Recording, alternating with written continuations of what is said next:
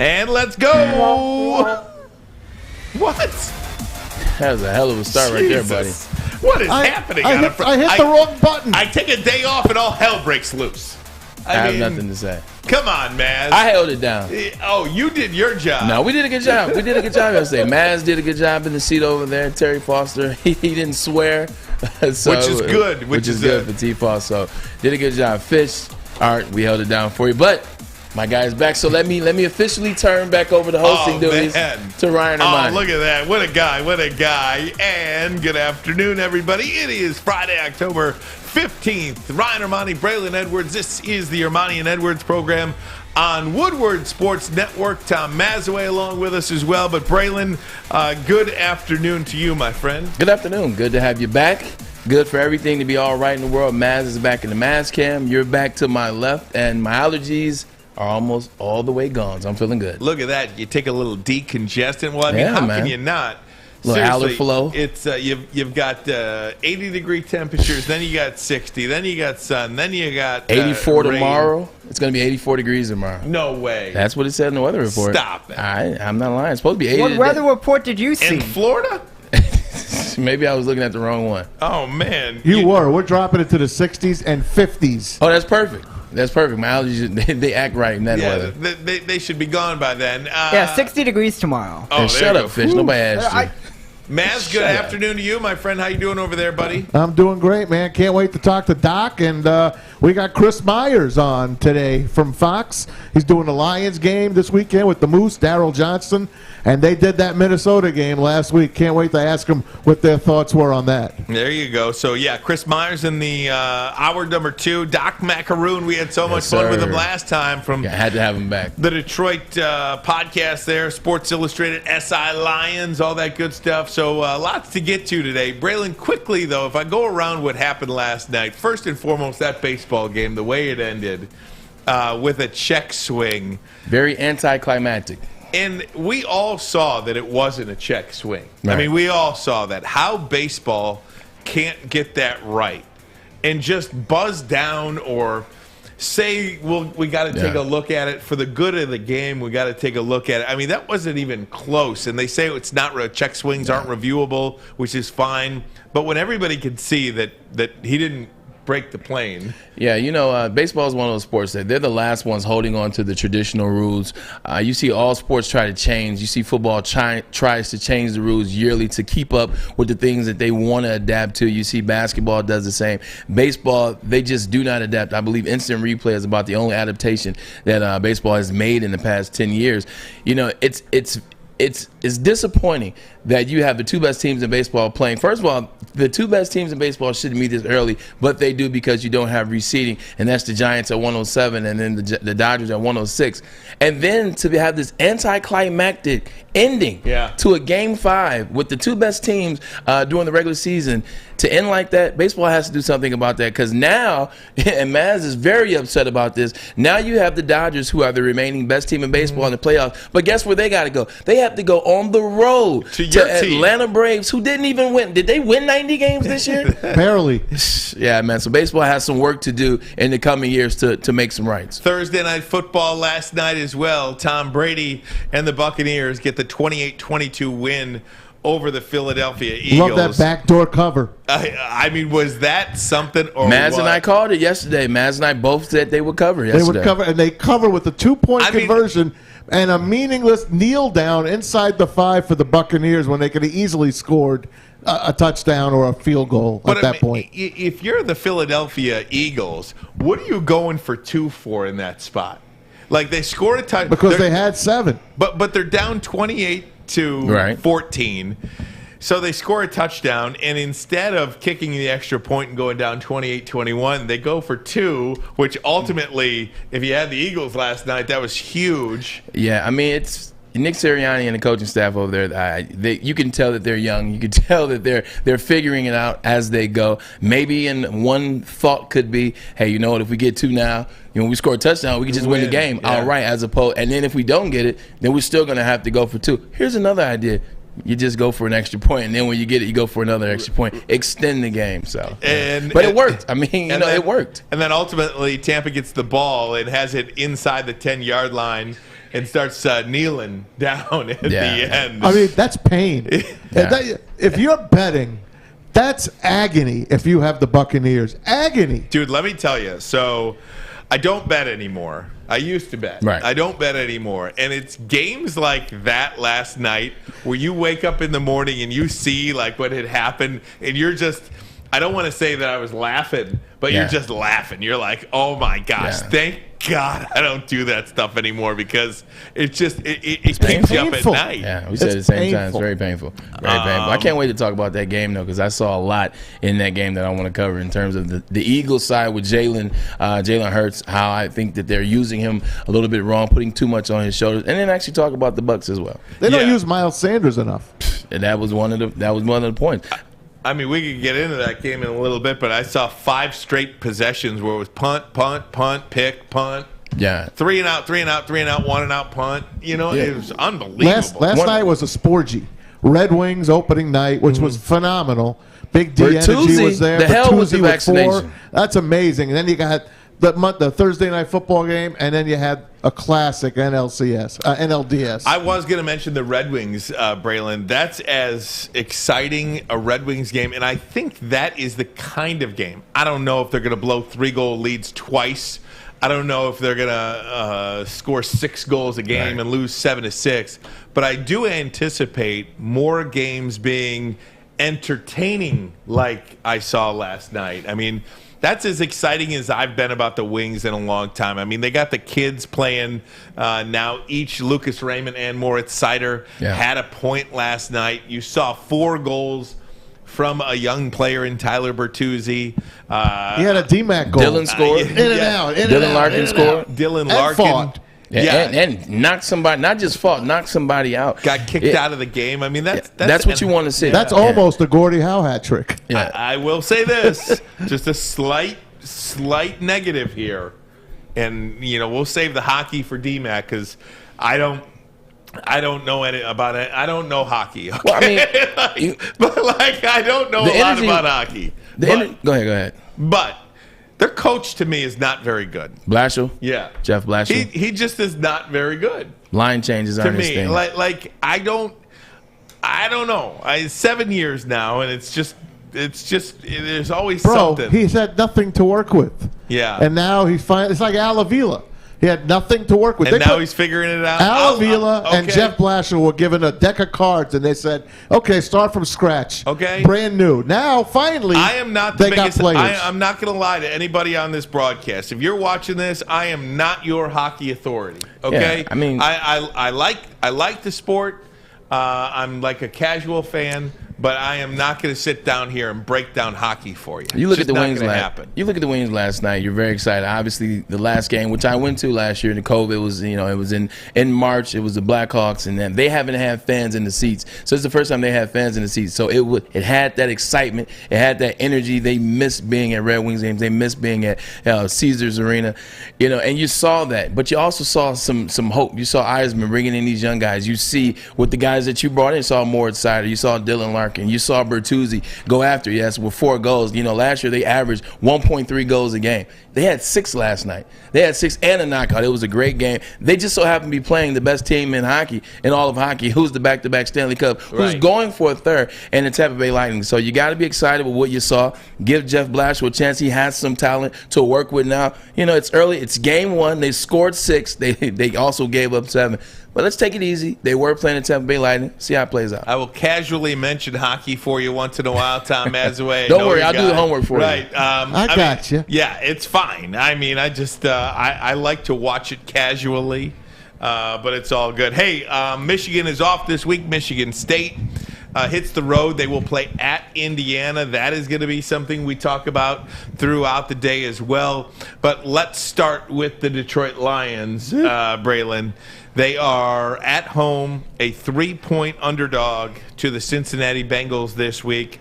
And one of the things they have to do is they have to maybe show up a little bit in the first half of games. They are not doing anything, especially offensively, in back-to-back weeks now on offense. Anthony Lynn spoke about that. What do the Detroit Lions have to do to get off to a little bit faster starts? Here's what he had to say.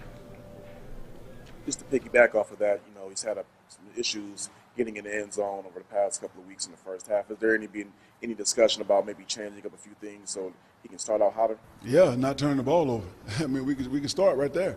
We've had 4 turnovers in the last couple of weeks in scoring territory. So, when we improve in that area, and that can start with me, the play selections I call when I get in those areas.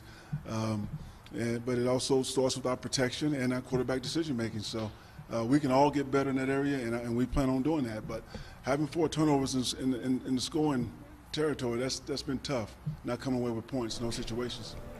One of the things – oh, go ahead. Please. Yeah, one of the things that Dan Campbell has been talking about is changing the identity of the team. And we talked about it, me and Maz talked about it yesterday. Changing the identity of the team. He's changing the culture. That's something that's very popular. That's the new idea. This is what we want to do. We want to get rid of things and people that remind us of the past. One of the biggest things that plagued Detroit for years is starting slow. They always are in this trying to catch up in the third quarter, desperately trying to get a fourth quarter drive to win the game. They always play terrible in the first half. You look at this year, they're averaging 6 points in the first half. They're average. That's abominable. And if you don't have the Green Bay game where they had 17, it's even worse than that. You look at the Philadelphia Eagles last night. Yes, they have a mobile quarterback that's faster than Jared Goff. Their running backs aren't better than ours and Miles Sanders. Their running backs aren't better than ours. Their offensive line isn't as good as ours, probably more healthy than ours. And even with their wide receivers, they have the Heisman Trophy and Devontae Smith. Outside of that, their wide receivers stack up the same as ours. Hawkinson's and Ertz. They stack up about the same, I would say. They RPO. They do things. They caught Tampa Bay off guard. You look at their first drive. Now, Jalen Hurts can run the ball. That definitely did help. And they have a depleted secondary against the Bucs. But those are the type of things that the Detroit Lions have to do. You got to mix it up. RPO, screens to the backfield. There are things you can watch. This is the NFL is an imitation league. And what an imitation league means is things that work for other teams against teams, people say, you know what, that looked pretty good. Let me jot that down in my notebook. You know what, the Bengals, who played the Bengals? Green Bay played the Bengals. What worked for Green Bay? What worked for teams that beat the teams that you're playing? You got to start imitating some of these things and some of these offensive plays that have worked. This is the NFL, and we are now in week 7. You have enough to win games. That's been proven because you've almost won a couple games close. You got to get it done. You got to start. You got to get a fast start. Imitation league. Remember that, Ryan. Imitation league, and we will continue to talk some Detroit Lions and want to get into that Thursday night football game as well. We'll talk to Doc Macaroon from the Detroit Sports Podcast coming up in about 10, 12 minutes from now or so. So stick around for that. Lots of football talk today on a Friday. This is Armani and Edwards. Woodward Sports Network, the bottom line. Tony is a third-generation logger that has a simple, practical approach to life and work. That's why his Coast DX342 knife is perfect for him. The stainless steel blade is rust-resistant and made for all-weather use. And the double roll-lock safety ensures that it will never inadvertently close when he doesn't want it to. That's why Coast is trusted tough. Hey everybody, it's Maz for our studio sponsors, good friends, MyBookie.ag. It's where I put my bets down. Hit the game last night, had the Eagles plus 6.5, plus 7. They lose it by 6, so I made a good pick last night, and I did it on MyBookie. Had the Giants over the Dodgers, though, so things kind of even out. But you can do it all on MyBookie.ag. How about this weekend? The Arizona Cardinals off a red-hot start. They're unbeaten. They take on the Cleveland Browns. That could be a Super Bowl preview. Yes, I'm talking the Cards and Browns. You can bet that. Major League Baseball, anything else you want. Pistons, Red Wings, Lions, so on and so forth. All at MyBookie. Don't forget, use that promo code Woodward. They'll match your first deposit all the way up to $1,000. So you'll double your money by betting with MyBookie. Don't forget, bet anything, anytime, anywhere with MyBookie. If you have a problem gambling, call 800-270-7117.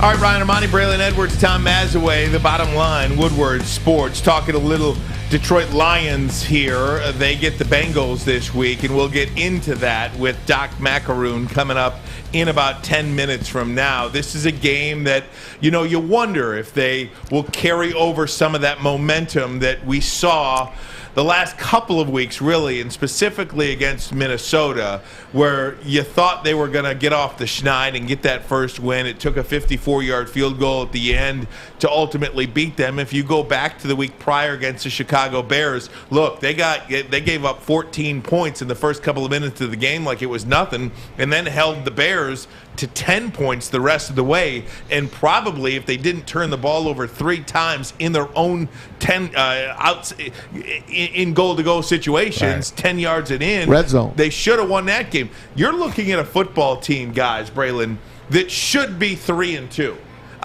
Like the Detroit Lions should have won 3 of the first 5 games they played. The Baltimore game should have been a win. The Chicago game should have been a win. And Minnesota should have been a win. But this is in a should kind of league. They didn't, and they're 0-5. Yeah, and before everybody out there tries to crucify Ryan for saying should, you can't say should. Well, what Ryan is telling you is, one, yes, you can. We're more so talking about the way the Lions have put themselves in situations to win ball games. They have given themselves a chance to win at least 3 ball games. They could have easily been the winner of 3 of the 5 ball games that they've played in. They put themselves in those situations. But something else that they continuously do is they put themselves behind the 8 ball. They keep starting behind the 8 ball. No points twice this year at halftime.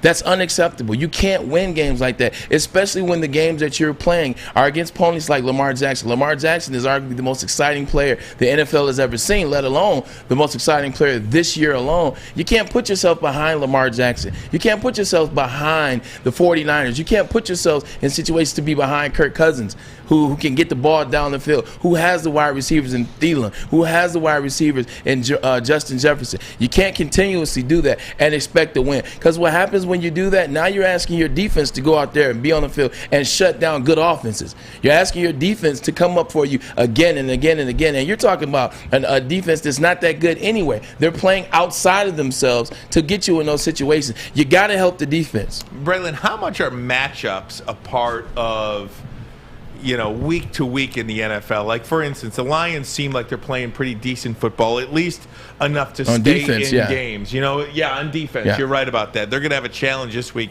with Joe Burrow and Jamar Chase. I mean, do the Lions really have anybody on the back end to keep Jamar Chase in front of them? I mean, for a rookie, the route running in which he's doing is, stellar. Hey, they held the Vikings down. They could hold the Vikings down. You're right about just that. when we said, hey, they can't cover. They can't cover. You're absolutely They made right one about mistake. that. They rushed 3 guys at the end of the game. You're right about that. Yeah, and I think part of that, too, is the Vikings are a team that rely on the duality of Dalvin Cook not in the game, kind of changed the complexity of the way the calls were made. But it's still the NFL. They still had to go out there and put a product out there. Jamar Chase isn't just a good rookie. Jamar Chase isn't just having a good rookie season. Jamar Chase is elite as a rookie right now. He's an elite. He's one of the top receivers in the league. I looked at his numbers. He has better or equatable numbers to Randy Moss his rookie year. And Randy Moss his rookie year had 1,700 yards, 17 touchdowns, and 90 catches. That is unfathomable.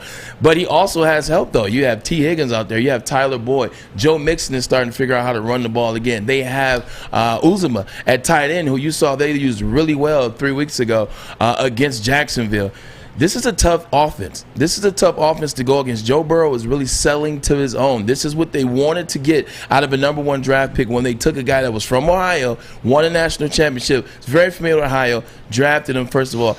It's going to be a tough game against the Cincinnati Bengals. But on defense, they're giving up points. The defense is allowing things to happen. That's where you got to capitalize. When people get you on film, that's how you win games. When people have you on film, what do they see on film from the Detroit Lions in the first half? What are the Lions trying to do?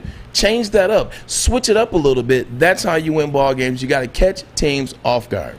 Hey, Bengals got a pretty darn good defense, actually. And look what they did with the Packers last week. They held the Packers pretty much – they held them even. Wasn't for a couple of missed field goals on Cincinnati's end and, of course, a few on Green Bay's end, they could have beaten the Packers. So they're not going to be as easy as I thought they would be, because I went back and looked at them, and They're a tough little team. And, Ryan, they were one of your sleepers. They were. I like Cincinnati, and you speak of their defense, they just added to their defense as well. Oh. They picked up Seahawks cornerback Trey Flowers, 26 years old, really good player in the NFL, and you wonder why the Seahawks cut him for whatever reason, but they did, and he signed on with the Cincinnati Bengals, so we'll see him here in Detroit suit up for the Bengals. Lions this week. had first crack at him. Second crack at him, they let him go. He's a veteran. He's 40 years. He's probably better than what they have right now. 26 years old. You're looking at two 26-year-olds in Jalen Smith and Trey Flowers. Let go. But I think now what you've seen here is that the Lions aren't just going to pick up players here. They're going to do this through the draft. They're going old school. They'll try to get 4 or 5 starters out of next year's draft, see where you are, try to get 3 or 4 starters out of the following draft. This is going to be a process. The problem with the NFL is not like the NBA. You saw the Golden State Warriors. Golden State Warriors drafted their way to a championship. With the exception of Andre Iguodala and maybe David Lee, they drafted their way. They drafted Draymond Green. They drafted Stephon Curry. They drafted Klay Thompson. They drafted Harrison Barnes. We forgot that he was on that first championship. They drafted their way into a championship, and they added a couple pieces here and there. There are 61 people on this roster. 53 of them are active. You have to add some talent as well. You have to get some trades. You have to pick up some people when you're a number 2 priority on the waiver wire. Trey Flowers is somebody that we could have had here. Jalen Smith was released, which means he had his pick of the litter. Right. He get the chance to go where he wanted, and he chose Green Bay. Fair, understood. He wanted a team that still was in the Super Bowl hunt. Not Trey Flowers. Trey Flowers had to go with what team picked him up off waivers. Detroit Lions were sitting at 2 in the priority, and they didn't pick him up. It's going to come a time where they're going to have to pick up a guy like Golden Tate. Doesn't have to be Golden Tate, but you're going to have to pick up a guy like Golden Tate that's a veteran wide receiver that understands the system, can help you. It's a guy that you can trust. It's going to come a time where you're going to have to trade somebody. You got 21 days left before the trade deadline's up. It's going to come a time where the waiver wire. You're going to have to use your waiver wire. I understand that you are building your brand, your culture the way you want it, but you got to take some chances and you got to add some fire because what you have just isn't enough. Speaking of trades, Cardinals got Zach Ertz. Who is not eligible this weekend to play against the Browns, because he played by the already. way. Yeah. He scored a touchdown last night. Wake up this morning and he's traded over to Arizona for a 5th-round pick and another player. But that's a big move. That's Kyler Murray's going to love having Zach Ertz on that team. They're going for it in Arizona. I don't understand sometimes the NFL. I don't understand what that – Zach Ertz is one of the best tight ends statistically over the past 6 years in the NFL. Zach Ertz is an easy out for a guy like Jalen Hurts. Like, all you're doing with Jalen Hurts is RPOs, and when you're not doing RPOs, in which we'll talk about, he's throwing the ball down the field. They're making him force the ball down the field all the time. Zach Ertz is an easy out for him. He's a guy that runs crossing routes. He's a guy that's underneath. He's a guy that's in the middle of the formation, a nice little sit-down route for Jalen Hurts. You get rid of that. You send him to Kyler Murray. Kyler Murray already has D-Hop. He already has A.J. Green. John Connor is running the ball like he did in Pittsburgh his rookie year when he made the Pro Bowl. He didn't want to play second fiddle to Dallas Goedert. Yeah, Dallas Goedert is really coming along. And he was along, out with COVID this week. Yeah. It's fascinating to see. Some teams get it, some teams don't. Yep. There you go. Guys, coming up next, we are going to talk to Doc Macaroon, SI Lions, and, of course, Detroit Sports Podcast. We had so much fun talking to Doc last week. We wanted to do it again this week. Yeah, Doc's a fun guy, man. We got to have Doc. On last week's game against Minnesota, look ahead to this week against the Cincinnati Don't forget Bengals. the Spartans, too. He's a big Sparty. All right, Sparty. Hey, you got to take care of business at Indiana, right? I think you got to not only take care of business, you got to put on the show. Statement game. You know, it's one of those games where Indiana's not that good this year. Penix coming off that torn ACL last season. He just hasn't been able to put it together yet. This is when you work on the things that you haven't done well. This is when you work on, how's the secondary doing? Are we finishing tackles? Are we finishing blocks on the offensive line? How is the run pick? How are the blitz pickup by Kenneth Walker III? Let's get some of these second-string guys in. Some of these third-string guys like Harbaugh and Michigan have been doing all season. This is the time for you to get some guys some experience. We'll talk to Doc Macaroon, MSU, and the Detroit Lions. We'll do it next. Armani and Edwards. Woodward Sports Network, the bottom line. I'm looking to bring on another HVAC tech right now. We're recruiting 5 to 10 techs a month. We're looking to grow and expand. Every new tech we hire is from Northwestern Tech. The hands-on training is fantastic. They're always my first call. We love hiring Northwestern Tech grads. They come out trained and ready to work. Our program is only 10.5 months, and our next classes are starting soon. So why wait? I'm looking to hire Hire a graduate of Northwestern Tech. Northwestern Tech. Northwestern Tech. Northwestern Tech. Speaking of Northwestern Tech, start a new career in an industry that's always essential. That's right. We're talking about the heating and cooling industry. Learn more today by visiting northwesterntech.com.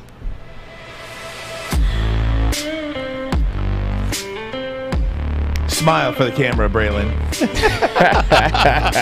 I was stuck. Yeah, but what do we got? Oh, we got Doc. Doc's here. Yeah, Doc is here, baby.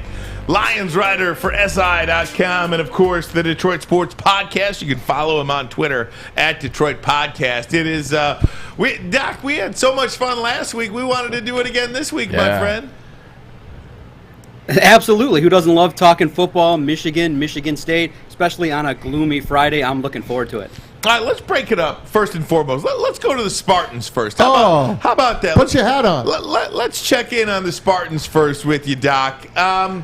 This is their last game before they get to the Michigan game. They got a bye week and then Michigan. What do you expect to see this week at Indiana?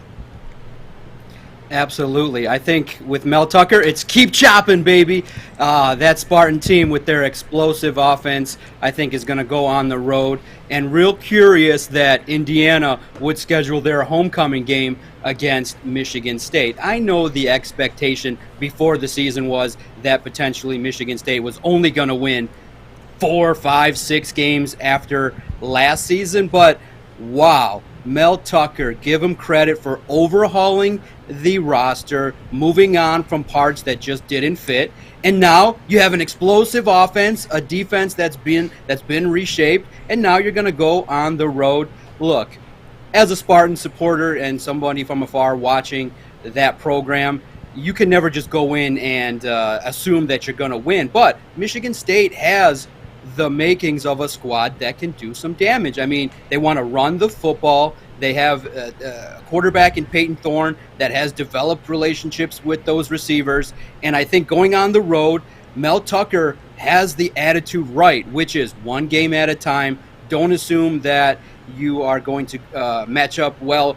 Don't assume that you're going to just go into anybody's yarn and get the victory. So I think it's going to be a hard-fought contest, but I like what Indiana does as well, especially in the red zone. They've done some things well on defense. I just don't know if Indiana can keep up with Michigan State if that offense gets rolling. Hey, Doc, it's the second straight homecoming game. Rutgers had Michigan State as their homecoming game last week.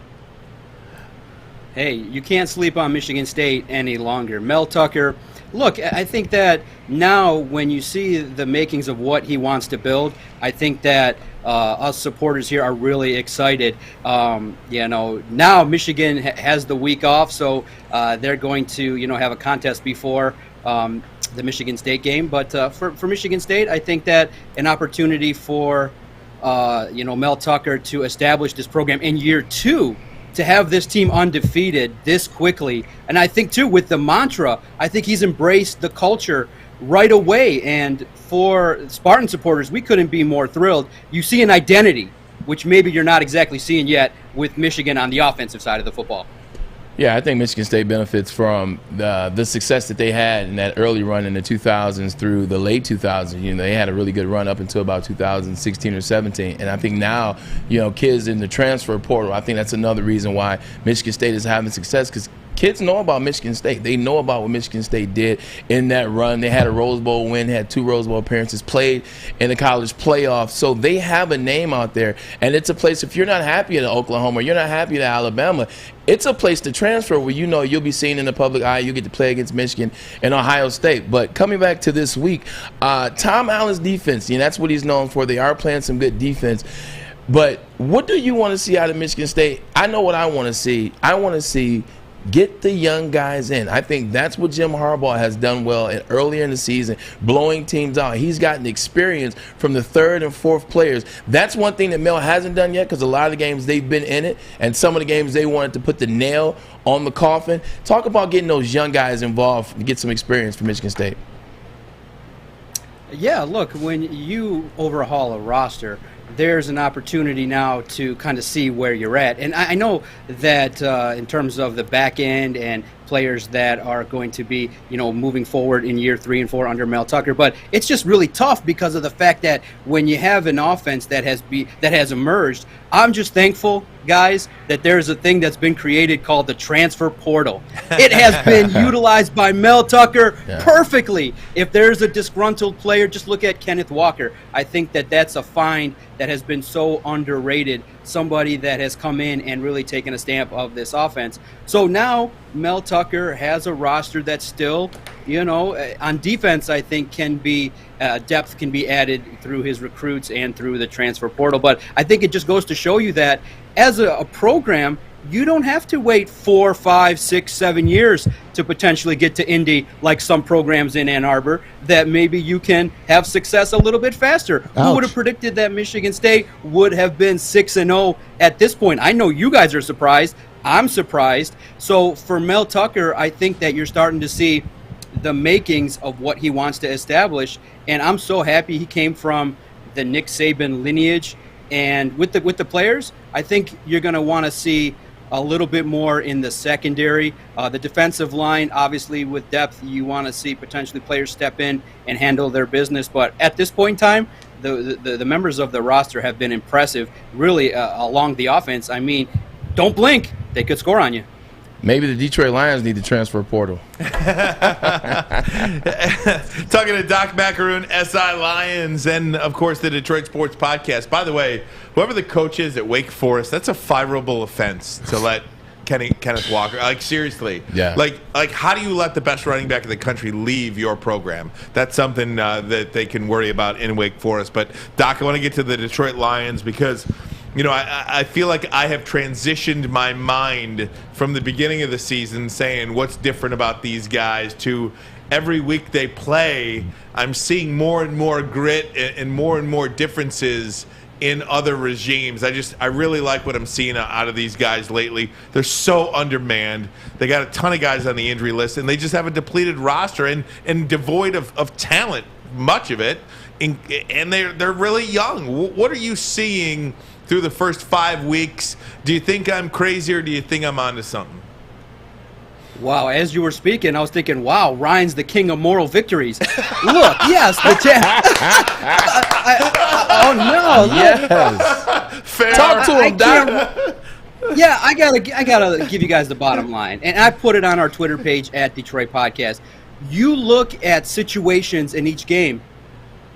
Dan Campbell didn't learn from his previous mistakes. Now, look, you always have to preface this by saying the Lions' emphasis on winning is not super high. They're not living and dying with the wins this year.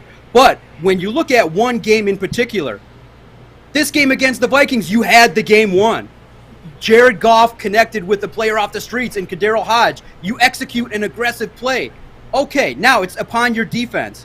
And what kind of defensive scheme were they trying to accomplish by giving up that many chunk yards? I'm of the opinion that, yes, on one side of the football, the Lions have been supreme in being aggressive on offense. But then you go to the defensive side of the football, just unleash the defensive line. Rush 4, rush 5. How are you not going to protect and guard Thielen and Jefferson late in the game? I think the coaching staff has cost this team a couple of victories. And specifically, if you just want to look late, that last 37-second sequence was atrocious by Aaron Glenn, especially after a quality performance holding the Vikings to less than 20 points. But within the game, I think that Aaron Glenn should be more aggressive and rush more than 3. I don't believe in moral victories. I thought that the coaching staff, with the talent that they have, could have at least 2 or 3 wins if some things would have shaken out differently schematically. No moral victories.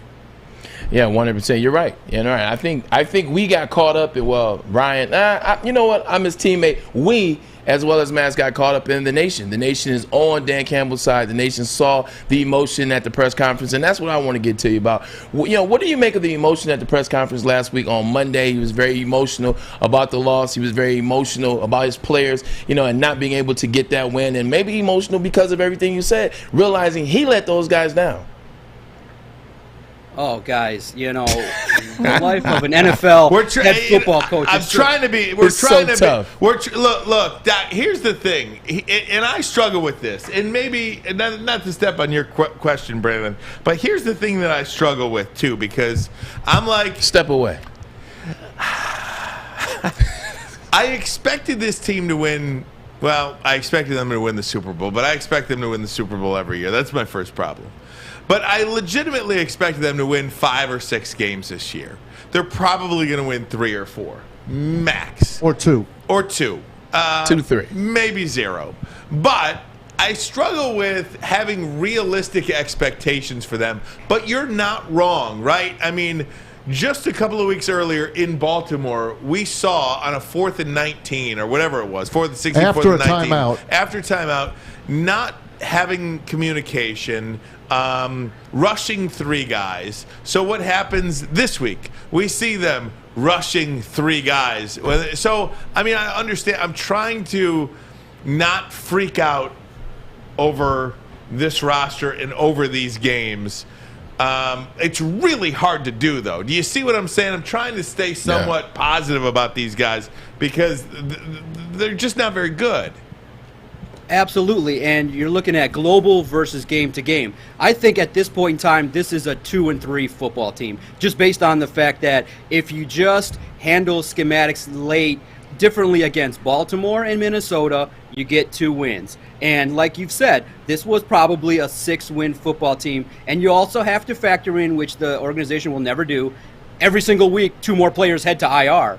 So this is not the same team that started the year. Every team battles injuries, but within each game, they're not a football team that can't compete at this level. So within the game that you just watched, this football game should have went in the W column for the Detroit Lions. If you just potentially rush 4 or 5, I think you were bringing pressure. I know some will say that, hey, maybe they would have, with the young secondary, given up the big play. But I think you go down swinging as opposed to having Kirk Cousins scan the field with all that time.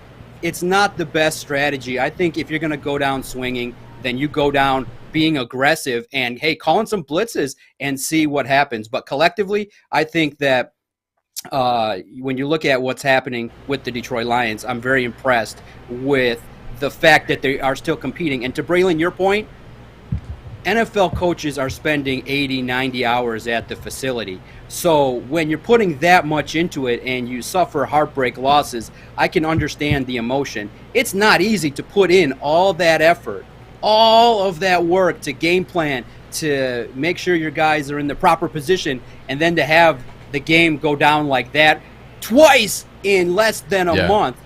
I would have taken an extra 10 minutes and potentially just gathered myself. But Dan Campbell, you can never fault him for being real. He wears his emotions on his sleeves, and as a media member and somebody who covers him daily, I respect him ultimately for the manner in which he conducts himself, because that's who he is. Hey, Doc. I would have taken a day like Urban Meyer, but that's just me.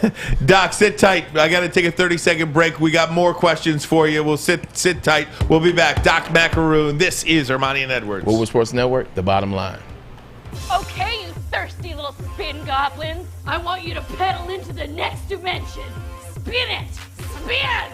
Spin! Uh-oh! Carmen's falling behind. Let's give her the hiss of shame. Spin! Spin! Spin till you bleed! Don't ride the bike of shame. Come to Planet Fitness and find your own lane with tons of equipment, free fitness training, and no hissing. Join today for just $10 a month.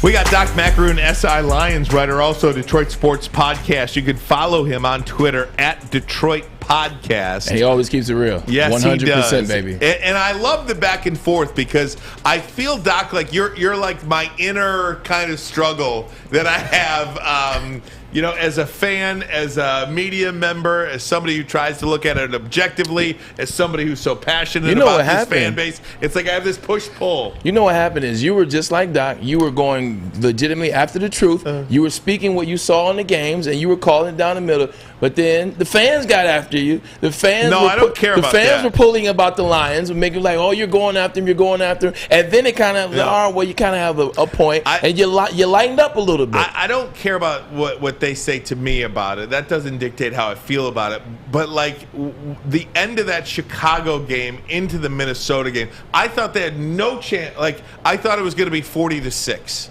against Minnesota. Yeah. So when it wasn't, it kind of changed my mind towards it. Tom, you had a question for Doc? I do. Hey, Doc, speaking of the transfer portal, you had a kid out there, and Trey Flowers, cornerback, Seattle. Maybe he wasn't the greatest thing in the world, but he's been around for 4 years, kind of knows the NFL. Probably better than anything we have right now in the secondary. And they're number 2 on the waiver wire, and they just, let him go, and now he's a Bengal. Tom, I like it. I like where your head's at. You're always looking to add players. I'm the same way. Whenever there's an opportunity to add talent, you potentially want to do it. But now it's pretty much established. And you got to also remember, they went out to the practice squad of the Steelers, picked up Gilbert, and now because of the fact that you've signed him, then he's going to be on your roster for the next 3 weeks. But look, Tom, you and I are both in the same camp that we want to upgrade every single week.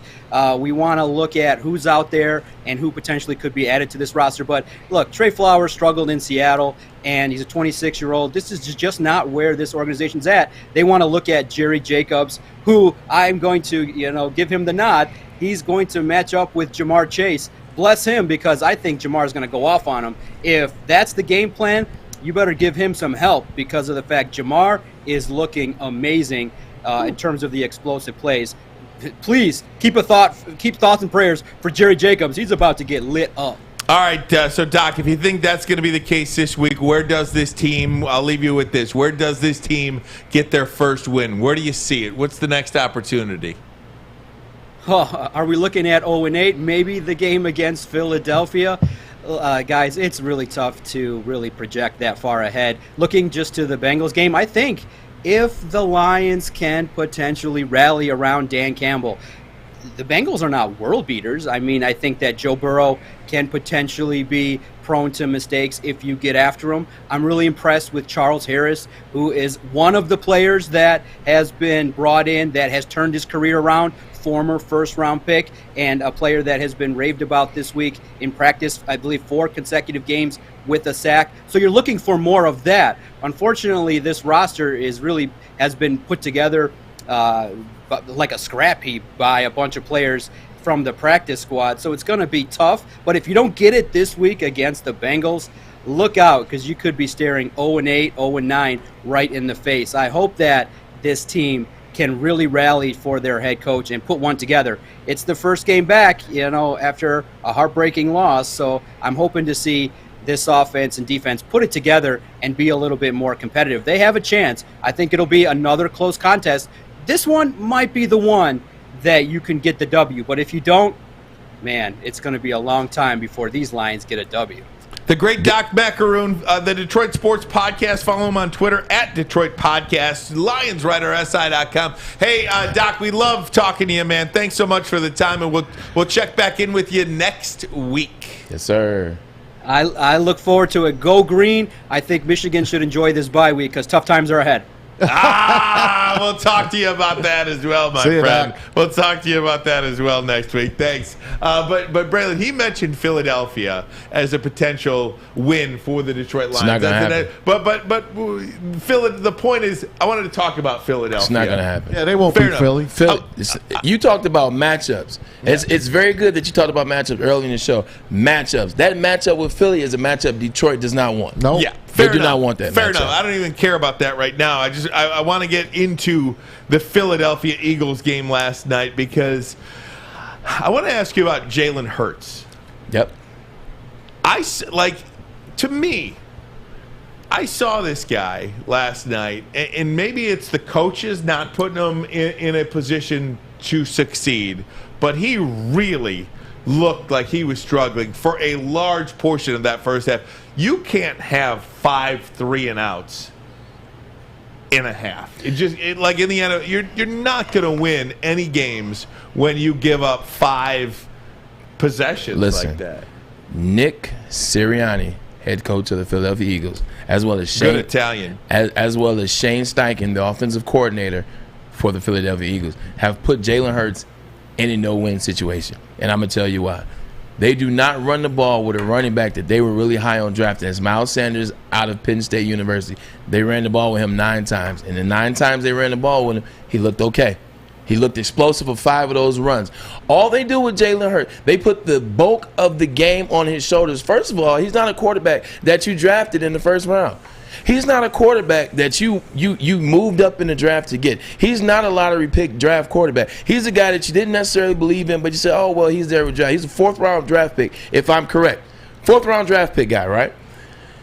You put him in RPO situation after RPO situation every freaking play. It's an RPO. It's well, he can run or he can pass, and we'll let him figure it out. Then when you're not doing that, you're play actioning, but you're not running the ball to play action. Then you're throwing the ball down the field all the time. You have put him in a no-win situation, and he's still calm and poised. He still was 3 of 3 in the red zone when you let him in there. You are putting way too much in shoulder and not helping him out. You trade Zach Ertz. I understand that Goddard is coming along. You trade Zach Ertz, one of the best tight ends in the NFL. They don't allow. They put way too much on him. This is not like you drafted Lamar Jackson. It's not like you drafted Justin Herbert. It's not like you drafted Josh Allen. These quarterbacks that you've put a lot of stock in. You got in the first round. You drafted him in the 4th round. You didn't believe that much. Now you're playing to, well, if he works out for us, then we can use those 3 first-round picks that we're holding on to for something else.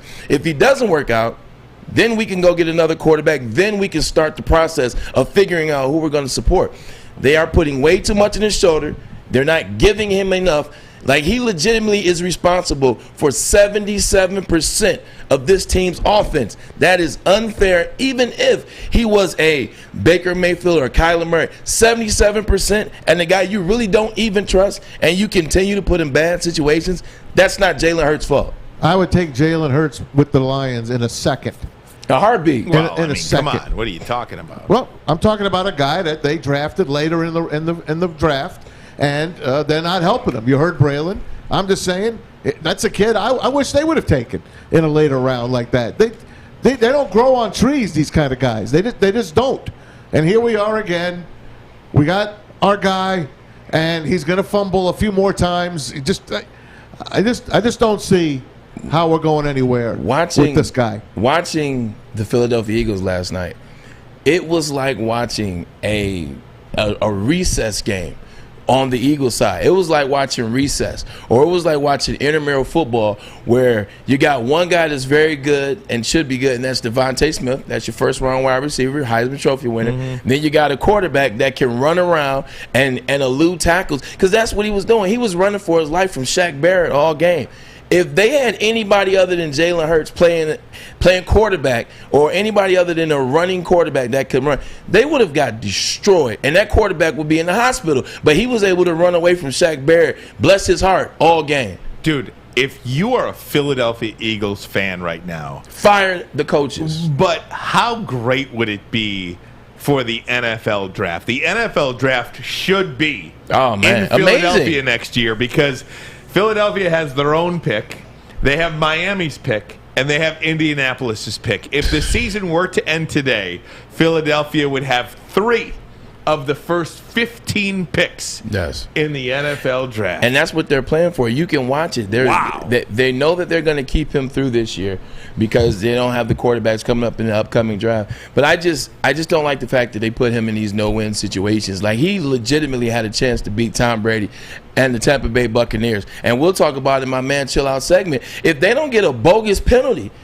on the Eagles, if they don't get that bogus penalty that shouldn't have been a penalty, They could have gone down and beaten Tom Brady and the Buccaneers with the way they played on offense, which, to your point, super inconsistent. But they made plays with matter. I just don't like that they put so much in his lap and they don't help him out. Look at what the Lions do with Jared Goff, who was a first-round draft pick, by the way. They take care of him. They run the ball with Swift, Williams, a bunch of short passes to Cephas before he got hurt, Hockenson, these tight end screens. They keep it nice and simple for him. They try to keep him away from being sacked, and they try to keep the game out of his own hands. Not the same in Philly. Philly, they're like, here you go, you do it, go win for us. We'll do Man Chill Out next. This is Ermani and Edwards. Woodward Sports Network, the bottom line. Papa Romano's has a pizza that is pleased to meet you. The Mizza Pizza is a sizzling deal and fully loaded with pepperoni, ham, Italian sausage, ground beef, and bacon. Get a large Mizza Pizza for $16.99 at paparomanos.com.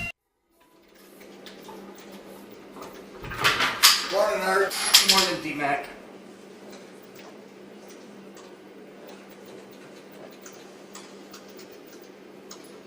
Make sure you download the Woodward Sports app in the App Store and the Google Play Store today. Take Woodward Sports with you wherever you go and listen live on your phone or mobile device. Hey guys, let's talk about Underdog Fantasy. If your fantasy team's in the trash like mine, well, you could draft a new one every single day and do it for every single sport. You could do it on Underdog Fantasy, and you can win cash prizes as well. Through their slick mobile app and user-friendly site, join a league and draft a team in minutes. Plus, the folks at Underdog are going to help you get a free $10 play when you sign up and make your first deposit with the promo code WSN. So visit UnderdogFantasy.com, the App Store, or Google Play Store. Sign up with WSN, deposit $10, get $10 for free. That's Underdog Fantasy, promo code WSN. If you're listening to The Roar, 93.5 FM, 99.1 FM, or 94.7 HD2 FM, we certainly appreciate you listening in. We are tape delayed 6 to 8:30 on The Roar on those radio stations. We are live on Woodward Sports from 2 to 4 weekdays. Check us out. You can watch us on YouTube and Twitter at Woodward Sports. Just search us. We will be there. And then, of course, anywhere where podcasts are found, we also have an app. We would appreciate it if you download. You can listen to us live at those times. This is a segment we like to call Man Chill Out. You think it's funny? Chill, Daddy. Pack your bags, get the hell I'm going to off. still do Now, that. Do you understand what you did? Daddy, chill. What the hell is even that? All right, gang, so this happened. Fans are, I don't know what's going on. Maybe this happened all the time. People should be locked at home. And we just, no, stop it. These people. Well, I don't know if this always went on. Yes, it did, Ron Armani. And we just didn't see it because we didn't record it. And no, just because it was normal, because fans have been gone. And now they're back. Now we're recognizing it because they've been gone for so long. So let me play this fight for you that happened in the stands of a hockey game involving the Seattle Kraken. Take a look at this.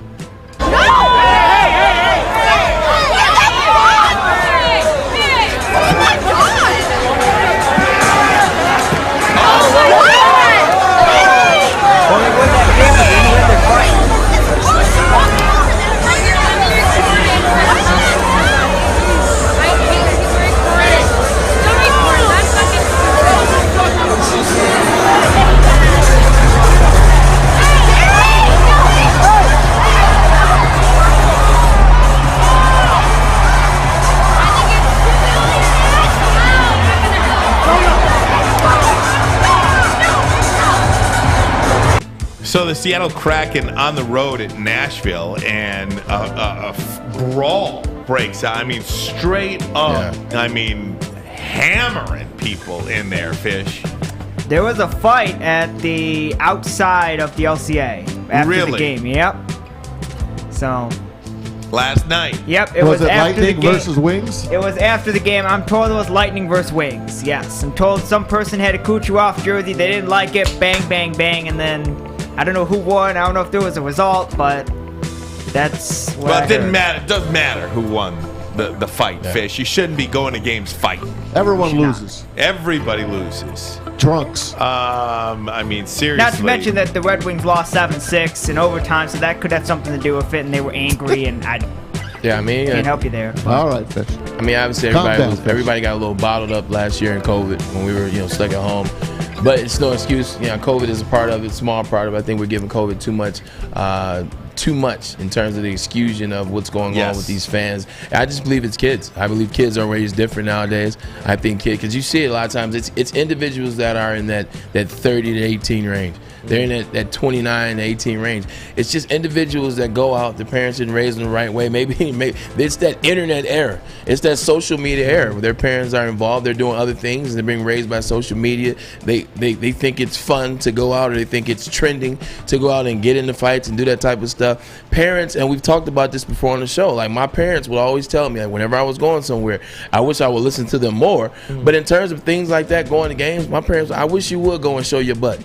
Like, if you go out and show your butt, like, when you get home, I'm going to show you your butt. So it's like you just were scared to go out and misrepresent your parents, your family, your name. And, you didn't want to do that. You were legitimately scared of getting in trouble and misrepresenting the name. Now, it's not that big of a deal. So I say to all the fans out there, specifically these Kraken fans. They got it cracking, all right. In Nashville last night, and all those Nashville Predators, the Predators and the Kraken going at it. Man, chill out. Did you ever think back in the 70s and 80s, you'd wake up one day and have the Predators and Kraken as two of your teams? No. In the professional ranks? Nashville and Seattle in hockey. I would think it'd be a dream from the movie I watched, like something would do with the Greek gods versus Predator and Arnold Schwarzenegger. I'll do my man chill out. And mine is, we don't have the graphic for it, so I'll just go off the top. Yesterday in the game, the score is 22-28, and this is the Tampa Bay Buccaneers versus the Philadelphia Eagles. And we've had a problem with the taunting penalty. We've had a problem with the taunting call all season long. They just can't seem to get it right. It's just a terrible call. Like, they've tried to really go in on it this year, obviously because of the Super Bowl and what happened with Antoine Winfield Jr. and the cheated Tyreek Hill throwing up the do sign. And they went overboard and they went too far. Yesterday, Leonard Fournette has a run. He's on the sideline, runs for some yards, and he gets hit by Avery. Avery makes a really good tackle, should be 4th down. Philadelphia should be getting the ball back with 5 minutes, 46 seconds left in the game. Down, only 6. They only are down 6. Give Jalen Hurts a chance to win this game. But instead, when Leonard Fournette gets up off the ground, he bumps into Avery, the linebacker for the Philadelphia Eagles. Avery looks at him and gives him a look. The referees throw a penalty. Terrible. And they call taunting. 15 yards, 1st down to Tom Brady. 15 yards to Tom Brady.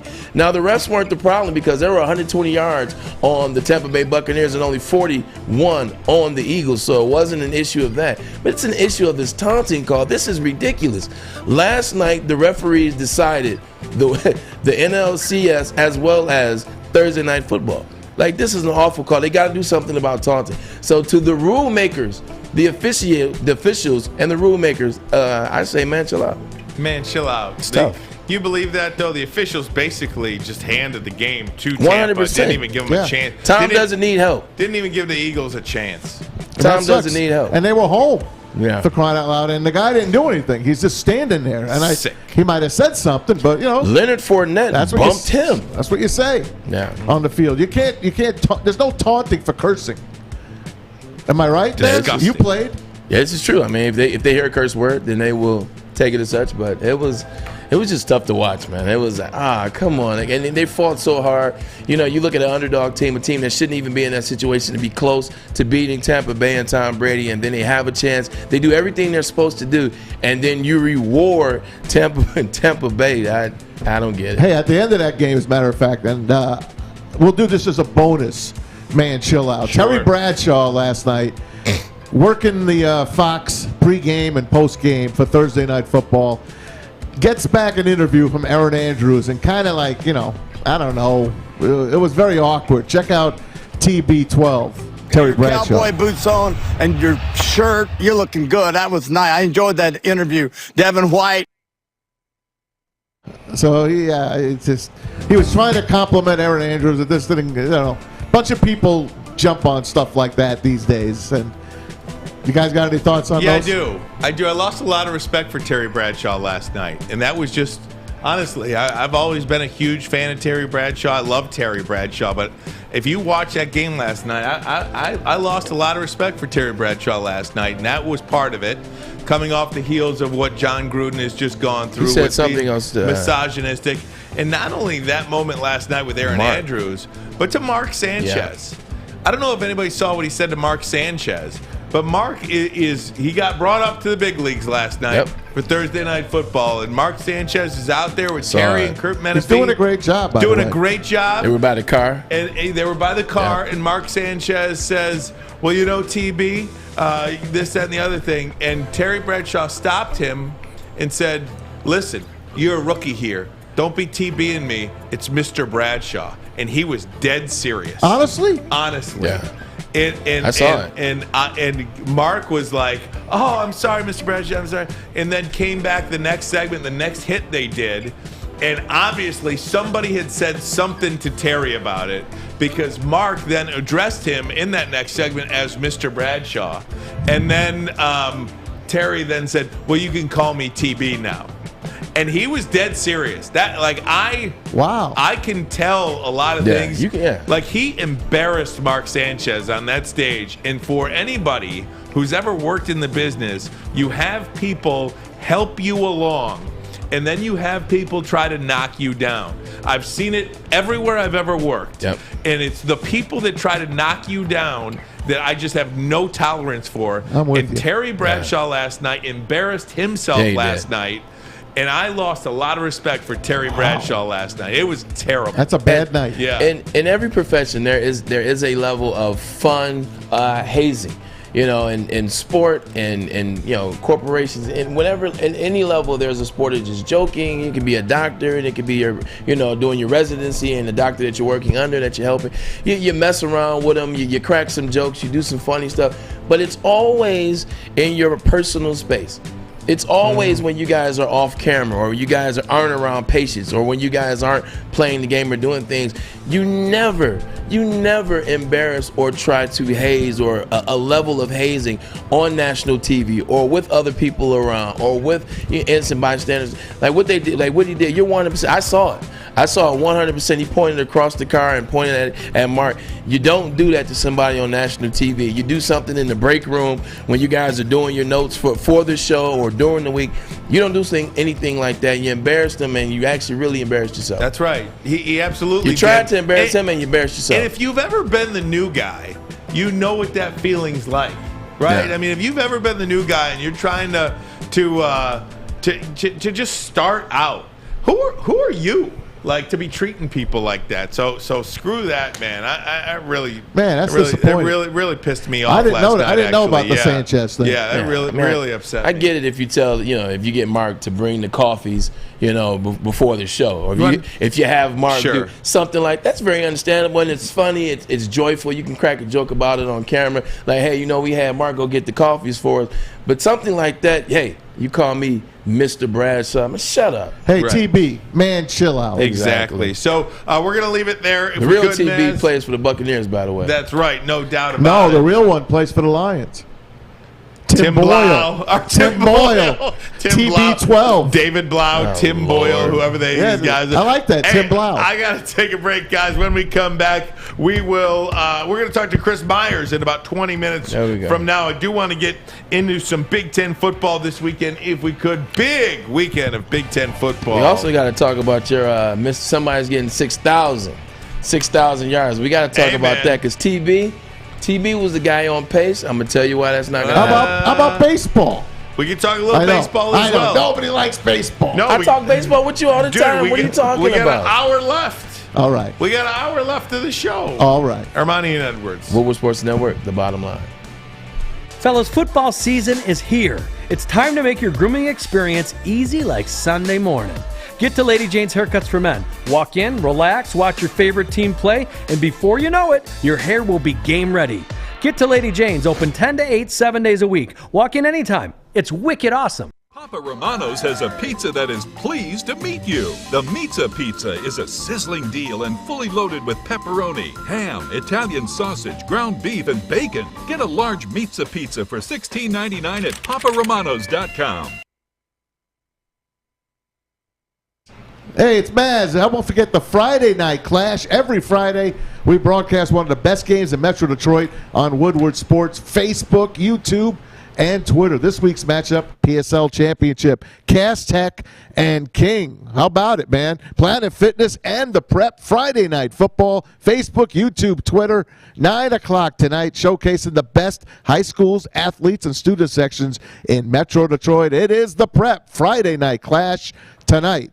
Cass Tech versus King. How about that game, guys? I used to play in that game. Very good. I used to play in that game. Yeah? I went to King.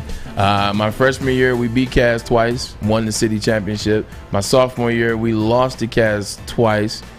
My junior year, we beat Cass twice, but we lost to Henry Ford in the city championship. It's always been a game, but I'm always cheering for the Crusaders, as I'm a Crusader at heart.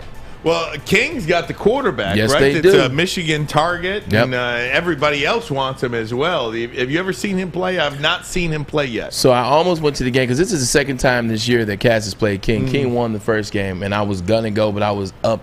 Where was I? I was up. I was doing an autograph session somewhere up in Battle Creek, so I didn't get a chance to go. But And Cass has the new head coach this year as well. Thomas Welcher, longtime coach of Cass Tech, went to the University of Michigan. Michigan State.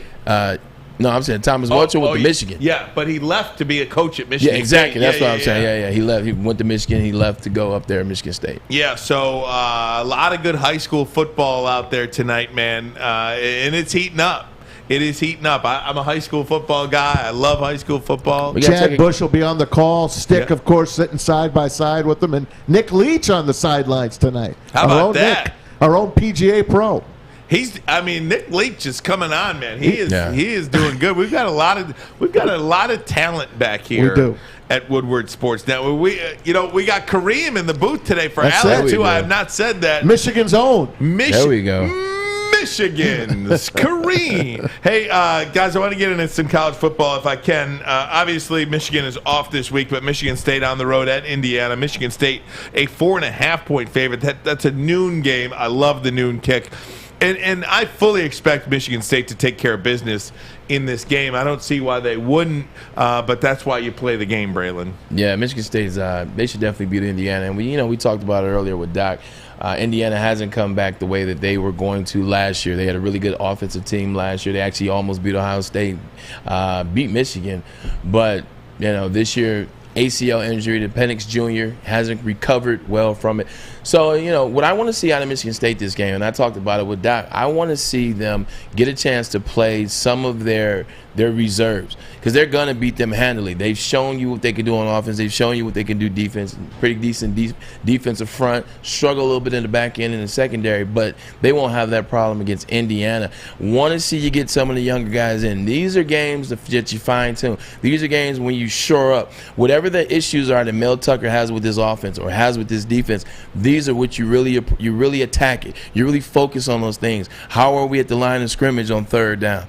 How are we with running the ball and finishing blocks? How are we with catching the ball first and then getting yards after the catch? So these are games when you really try to fine-tune things. It's going to be interesting, but I want to see them get a chance to play some of their reserves. So moving forward in the year, you never know what's going to happen later in the year if they're going to need those guys. You want them to have some in-game experience.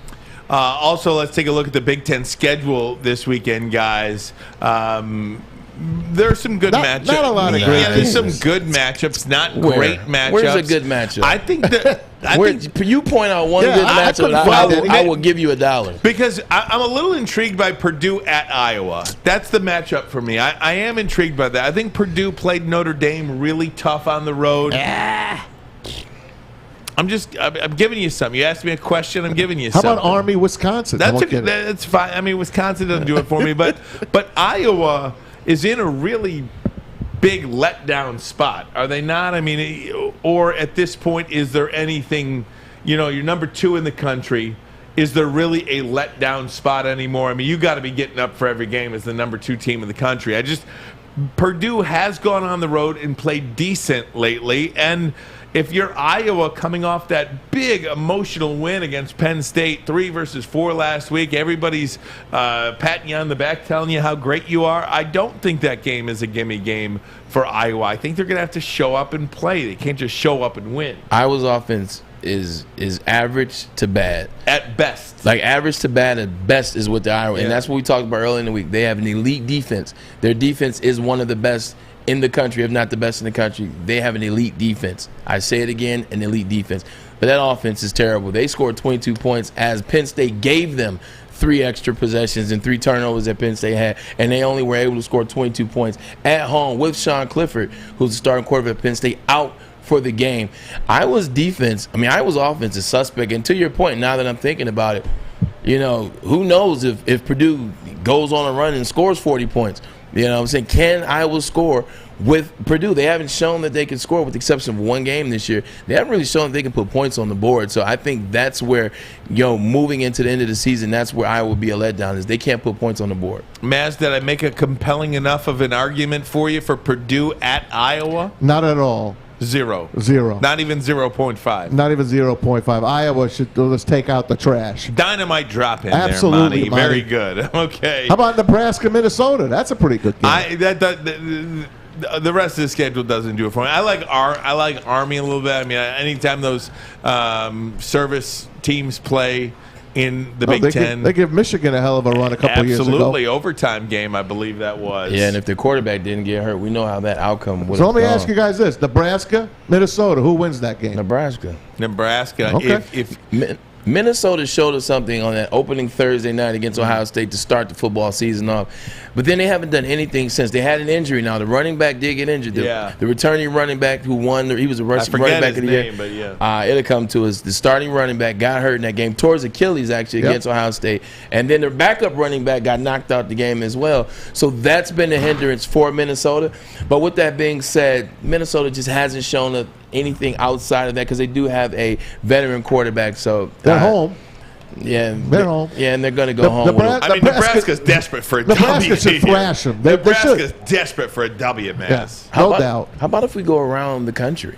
There's some other intriguing games in college football this year. Let's get around the country. Let's start off with, you got Oklahoma State and Texas. Oklahoma isn't the only quarterback with a Spencer. Spencer Sanders from Oklahoma State had 442 yards against Texas last year, but guess what? And 4 touchdowns. But guess what else he did? He had 4 turnovers, and that allowed Texas to score 17 points. So this year you want to see Oklahoma State, who's undefeated, but Spencer Sanders hasn't thrown for he's averaging 145 yards a game. And he only has 400 yards once. Averaging 145. Sound like he plays in Ann Arbor. And he's going against Texas. Texas coming off that terrible loss to Oklahoma to come back where Caleb, the backup, came in and replaced Spencer Rattler.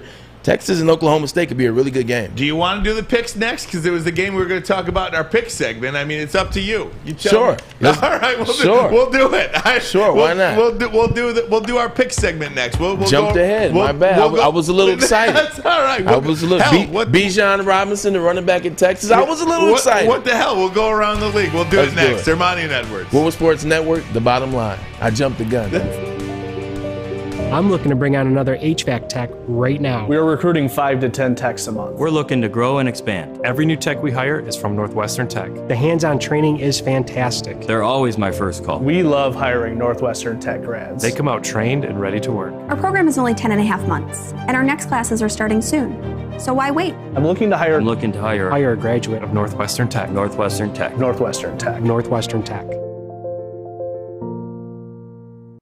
Papa Romano's has a new pizza that's pleased to meet you. Introducing the Pizza. Pepperoni, ham, Italian sausage, ground beef, bacon, and a fresh blend of cheeses. That always gets my boy Arturo excited. Bacon and a fresh blend of cheeses. Only $16.99 for a large. Order now, paparomanos.com. That's that Pizza. Remember it. Opa! No. That's right. Ibrahim is the Ibrahim. There you go. There you go. How do we forget such a profound name? Right, exactly. Hey, Braylon wants to talk college football, so you know what? We'll do it live. We're gonna do it now. Let's do it. Hit the music. There it is. There it is. There, music's on. We already talked about that Michigan State-Indiana game. Michigan State's going to win that. Maz, you like Michigan State too because I want to keep it running tally. Absolutely. All right, so Maz and Braylon, MSU. Okay, guys, Oklahoma State at Texas. Texas, a 4-point favorite. Braylon. Oh, I'm going Texas. Texas will definitely win this game. I think that it'll be a blowout. You can't have a quarterback you can't have a quarterback, and Spencer Sanders is averaging 145 yards. They don't have a run game. They're winning these games because of their defense, but their defense has to go up against Bijan Robinson. Before that Oklahoma game, he was in the Heisman talks, and he still had 137 yards and and a touchdown last week against Oklahoma. Really good running back, and the quarterback, Casey Thompson, 388 yards and 5 touchdowns, no turnovers last week against Oklahoma. It wasn't the offense's fault that they lost to Oklahoma, so I got to go with Texas. Maz, does Texas, somehow find a way after just blowing that Oklahoma game? You don't know what kind of effect that's going to have on them. know. Steve Sarkisian's got his work cut out for him in this game, but I'm going to go with Braylon on this one. I got to go hook 'em horns, cover that 4 points. Steve Sarkisian has been a head coach at almost all the major institutions. Right. Jesus For Christ. whatever reason, he keeps getting jobs. Yeah. Georgia, a 22.5-point favorite at home against number 11 Kentucky. Number 1 Georgia.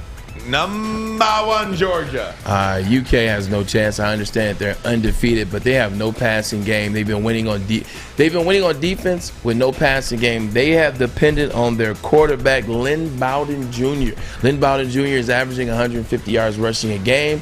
They're only averaging 90 yards passing a game. And when you're going against the number 1 team in the country and all you rely on is rushing and defense, it's not going to work when you're going against the number 1 defense in the country, and that's Georgia, and you're going against a quarterback. Check this name out. He replaced JT Daniels that's hurt. JT Daniels nursing an injury right now. So their quarterback who's getting it done right now, Stetson Fleming Bennett IV. If that's not a name, sounds like a golfer. Stetson Fleming Bennett IV. That sounds like Triple H when you say his name out loud. And he's not even soft. You think with a name like that, he'd be a soft kid. No, he's a little guy, but has a lot of moxie about him. He gets the job done. Georgia's going to roll UK and prove that they're just – but UK did beat Florida. They're a good team, but not just on Georgia's level. I'm not picking against Georgia anymore. Later would. Dumb to pick against Georgia. All right, guys, we talked about it a little bit. Number 2, Iowa, an 11.5-point favorite at home over Purdue. Braylon? I'm taking Purdue with the points. There you go. I just don't like Iowa's offense. 11.5. It's a little sketchy for what Iowa showed me last week against Penn State. And Penn State's a great team. But I just didn't like that offense, man. I think that Purdue can keep within that 11, but they will never be within striking distance, if that makes sense. Maz? Here's our first difference. I'm going Hawkeyes to lay the lumber on the Boilermakers. Iowa to cover. All right, guys, 2 more in the college ranks. Alabama coming off the heels of their first loss on the road at Texas A&M. They go back on the road at Mississippi State. Alabama, a 17-point favorite. Maz, you go first this time. This is my best bet of the week. Alabama, they're going to punish Mississippi State. Bad for Mississippi State. I feel bad for the Bulldogs. Alabama, roll Tide. Braylon? Yeah, Alabama's going to roll Tide. You know, one thing that no one does better in the country than Nick Saban is when he loses a game, he comes back with an attitude and he comes back efficient. They're going to roll over the Mississippi State Bulldogs. All right, final game in the college ranks for us. TCU at Oklahoma. Number 4, Oklahoma, a 13.5-point favorite at home against TCU. Maz? I'm not betting Oklahoma. You know, we all laugh at them. The heck with them. I'm taking the Horned Frogs to stay with them all the way to the end. Disgusting. I disagree with both of you guys. The one thing that's happened that you guys haven't paid attention to is Caleb Williams has taken over as starting quarterback. Good point by you. Spencer Rattler out. Actually, his father went on an interview this week talking about we'll just see how things go and maybe next year we'll focus on NFL draft. That lets me know Spencer Rattler is out. Caleb Williams is now the starting quarterback. And you saw what Caleb Williams and Oklahoma did when he came in that second half. Caleb Williams is going to lead this Oklahoma team, and you're going to see a new style of football down there in Boomer Sooner time. All right, let's get to the NFL, guys. The Green Bay Packers, a 5-point favorite on the road at Chicago. Braylon? Green Bay Packers. Aaron Rodgers on a roll, and I understand Justin Fields in Chicago got a win last week. They are playing better, but Aaron Rodgers is on a mission. You know, he is one individual that you do not want to be on the opposite side of when he's on a mission, when he's out to prove that he is the RELAX man, that he is the All-State guy, that he is not All-State guy, that he is State Farm. My apologies out there, Aaron. Double A Ron, my apologies to you. You don't want to be on the opposite side of that guy. Got to go with Green Bay. Maz? I'm going to go with the Browns here. Back-to-back road games It's to Green Packers Bay. at That's what I meant. Chicago. Instead of the Browns, I'm going to take the Bears. That's what I meant. Okay. Give me Chicago to stay with them. I don't think they could win, but I think they lose by a field goal at Soldier Field. Jalen Smith playing in his first game. Ron, think about it, man. Kansas City going on the road to play football team this week. Football team will be retiring the great Sean Taylor's number 21. Long overdue. We could talk about that in a little bit. But first, guys, Kansas City, 6.5-point favorite at football team. Lay the points. Take the Chiefs. I know Washington's trying to pull a fast one, retiring Sean Taylor's number in the last seconds. Washington under a lot of problems here. Obviously with Jon Gruden, all the emails out, lots of stuff going on in D.C. Chiefs desperate. They got to win this game, and they got to win by 14. If this would have been the Washington football team defense from last year that you saw Chase Young go to the Pro Bowl as a rookie, hang in there with Tampa Bay in the playoffs, then I would have said this could be an interesting game the way the Chiefs are playing. But they're just not that defense this year. I don't know where that defense is or where they're hiding, but they're not that defense anymore. You got to go with the Chiefs. The Chiefs, at least the offensive side, with your boy Patrick Mahomes, my homie, he gets it done, and I'm predicting 6 touchdowns for Patrick Mahomes this week. Wow. Yeah, he's pissed off. The Los Angeles Chargers on the road at Baltimore. The Ravens. Game of the week. Less than a field goal favorite. Wow. 2.5-point favorite. Baltimore at home against San Game Diego. of the week. Or, darn it, L.A. Sorry not to say so. This is some game, man, huh? It's the game of the week. In Baltimore. Weather's going to be a little chilly now, right? It's going to get down into the 50s, maybe 40s, I hear, this weekend. I'm going to take Baltimore at home. Chargers have been awesome. I know Braylon loves them. That's why I'm going to take the Ravens in this game at home to hold serve. The Los Angeles Chargers have been red hot, offense and defense. Justin Herbert is playing on another level. With that being said, it's starting to get cold outside, and you know the AFC North is not the place to play when it's cold outside. Got to go with Baltimore Ravens. How do you bet against Lamar Jackson after that game that he just had on Monday Night Football? They're getting individuals back on that defense as well as that offensive line. I'm going with Lamar Jackson. Guys, I got 3 games left in 3 minutes to do it in. Cards at Browns. The Arizona Cardinals 5-0, the only unbeaten team in the National Football League, going on the road as an underdog. Cleveland, the Brownies, a 3-point favorite there. Braylon? Heisman Trophy winner versus Heisman Trophy winner at the same school, Oklahoma. I'm going with Kyler Murray, though. For some reason, and you know, they've only lost 2 games, talking about the Browns, and they've been against 2 great opponents. It just doesn't seem like they have faith in Baker Mayfield to make the plays at the end of the game. It doesn't seem like they put the ball in his hands to make the decisions necessary to win games, and it just doesn't feel like Baker can win the big game. I don't think he's in that category with the elite quarterbacks. I think he's underneath them. Got to go with Kyler Murray. The Cardinals are going to wake up. They're Cinderella. They wake up this week. The Browns, desperate, need this game. They're home. I love this game. This is the MyBookie game of the week. We've been talking about it all week. Browns over the Cardinals, Cleveland to cover. Not even close. Desperation does not mean you get the job done. How do you bet against the Cardinals? J.J. Watt has found football again. Okay. James Conner has found football again. Kyler Murray is on another level. I don't understand it. The Cowboys. Buda Baker. Something looks fishy here. Cowboys on the road at New England. Dallas a 3.5-point favorite on the road against the Patriots. Oh, man. Patriots are home. They're not as good as the Cowboys. Dallas covers that game. Simple. This is an interesting game because of how good Bill Belichick is in the past in terms of scheming for quarterbacks, scheming for defense. But the one thing that it also is different, you got Ezekiel Elliott and Pollard running at a plus 1,000-yard clip this season, not to mention what Dak is doing, not to mention Trayvon Diggs, who's not only MVP candidate as well as Defensive Player of the Year. You got to go with Dallas. All right, guys, final game of the week for us. Seattle on the road at Pittsburgh. Big Ben and the Steelers, a 5-point favorite over Geno Smith, everybody. Geno Smith. Wow. Making Geno himself Smith. some money over there. I'm going Geno Smith. Why not? I'm going Geno Smith, man. Root for Geno. He looked really good at the end of that Rams game, and barring a slip route by Tyler Lockett. Tyler Lockett tripped on his own foot. Geno throws an interception. Wasn't his fault. Looks good. I got to go with Geno. Pittsburgh has had a lot of turmoil this year, a lot of injuries. They just don't seem like the team they used to be. Hey, guys, I apologize. I did not write down your Dallas New England picks. I took Dallas. We both took Dallas. Okay. Oh, you took Dallas? I thought you took New England. Dallas. My bad. Yeah, and I said with the running backs, the running game. Good. All right, in this game, I'm going to go with the Steelers. Steelers are home, Sunday Night Football. I think they got to win. I think the Seahawks are done. With your favorite, Al Michaels and Chris Collinsworth. I heard a hot take about that. Not really. You know how much Belichick used to stop? They used to always give him credit for being the running back stopper because running backs never had good games against him. I heard a hot take about that. Just think about Tom Brady. Tom Brady always had the Patriots in a position to be ahead. So teams couldn't run the ball because they're always ahead. So they're always playing from behind. It's easy to stop teams from running when you're always behind and all they do is pass. That is exactly right. That is exactly right. All right, Braylon, we're going to take a break. Come right back. When we do, we'll chat with NFL play-by-play voice. He's got the Lions and Bengals. Chris Myers has had the Lions a lot. Oh, man. Loves the Lions. He loves the Lions, and the Lions love him, too. We'll talk to Chris Myers when we come back. This is Ermani and Edwards. Woodward Sports Network, the bottom line.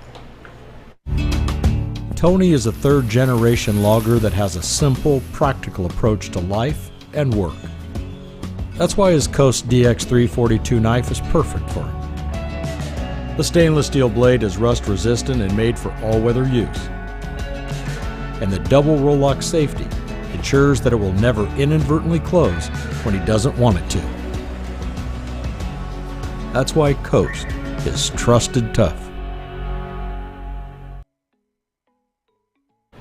All right, gang, right back here on Woodward Sports Network. If you're watching on YouTube or Twitter, we certainly appreciate it. If you're listening on 93.5 The Roar, 99.1, or 94.7 HD2 FM, we certainly appreciate that.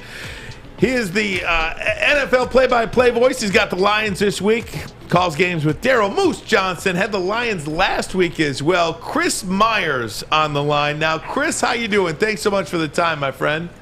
I'm good. It's good to be on with you guys. Sounds like you're on everywhere, so that's good. A lot of people love us. What can we say? We're Chris? trying. Yeah. Chris, how you doing? Good to see you, buddy. Look at those Dodger jerseys in the back. Come on, Chris. Chris, give us a thought on the Dodgers. I know you're a baseball guy. Dodgers last night, 2-1. That check swing, though, at the end, man. Oh, yeah, no, absolutely a missed call, and it was unfair to both teams and the year that they had, and for baseball fans. I don't know why. You don't have to make that reviewable maybe during the regular season, but I think in the postseason, something like that should absolutely be reviewable. And you can even see the first place umpire, he was kind of like, I'm not sure, but let's end this thing. Let's get out of here. You just can't do that. And that doesn't mean the Giants would have tied it or won it, but I think it was unfair to both teams. But, when the Dodgers had to be the better team, they were. I think we all kept waiting for the Giants to collapse, to fold, and they didn't. To their credit. I think these are the two best teams in baseball, as the record shows. But, yeah, that was a crazy way to end it. But the Dodgers came through with some weird, pitching adjustment, which I wasn't sure of, starting with Campbell and then bringing in Arias. But it was nice to have a guy like Max Scherzer come on and finish things. Reminded me of like Hershiser helping the Dodgers back in the day coming out of the bullpen. Yeah, we're certainly rooting for the Dodgers here because of our connection as Tigers fans with Max Scherzer looking good last night. Chris, let me get to the Lions, though.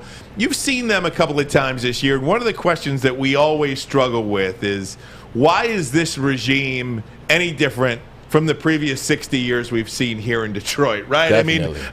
What makes this team different? What makes Dan Campbell different? And at the start of the year, they were doing a couple of things that looked very familiar, but that game at Minnesota really, nobody gave them a chance to win this game, and they were in it. What was your takeaway watching that game? And as the ending unfolded, what was your takeaway there?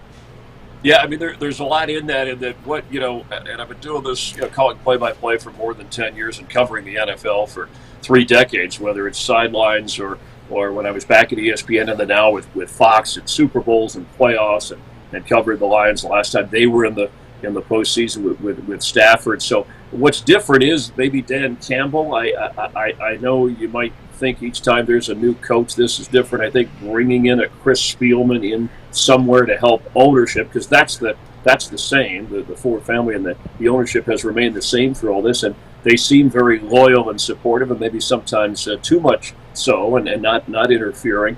But what I've seen in the last couple of games was, and even talking to some of the players, I mean, you haven't had, you go back to Bobby Lane. I mean, Stafford, there's some quarterbacks along the way, but you haven't had the franchise guy. We don't know if Goff is that guy, but he has been to a Super Bowl, and that's if the Lions could just get there and get in that conversation, that would be a big deal. So whether he's the guy or not, and there are Goff critics, but I think with Dan Campbell and the kind of coach he is, the kind of background with Sean Payton and Bill Parcells, that influence that he has, eventually getting the right kind of players, and that's what they talk about, players that want to be here. You see some of the guys they signed that have come on already, well, like an Anzalone or Khalif Raymond, the contracts and with the chip on the shoulder, and I have something to prove. So the hard part is, too, that through the years they've been in a division with, Brett Favre and Aaron Rodgers. So you have these Hall of Fame quarterbacks that you have to go up against. So I know your record is ultimately how you're judged, and that's why if this continues,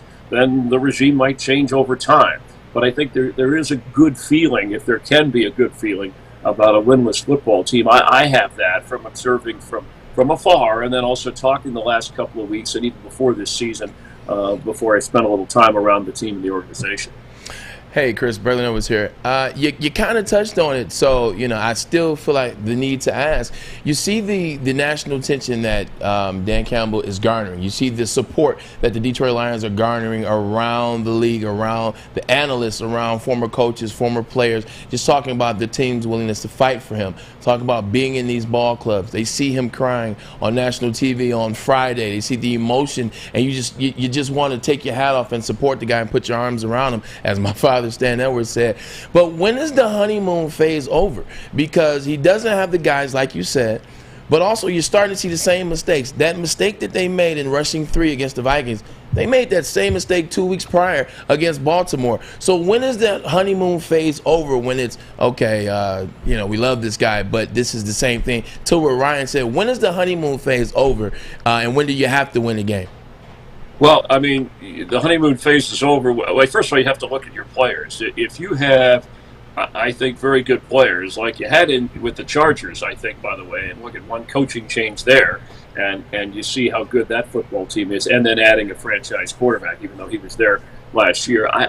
Not to knock, but if you match the talent level, and this is going to have to change through the draft. I mean, and obviously a guy like Penei Sewell is your top pick. Eventually, he's going to hopefully be your left tackle for many years to come. He'll probably go back to right once Taylor Decker is in there. But you have to draft the right players. You can sign some certain free agents to bring some people in, like we've seen, the Bucs do with Tom Brady. And look, they went from a team that hadn't been to the playoffs to all of a sudden they're there because of just a few moves and a head coach like Bruce Arians. So you've got to give Dan Campbell and Brad Holmes' front office this regime a chance, and it's got to be 2, maybe 3 years. I think they gave Matt Patricia too much of a chance, too long amount of time with what was going on there, because you didn't see you didn't see steps of progress. I think I've already seen some adjustments. You can talk about the 3-man rush, but they don't have anybody. I mean, the secondary.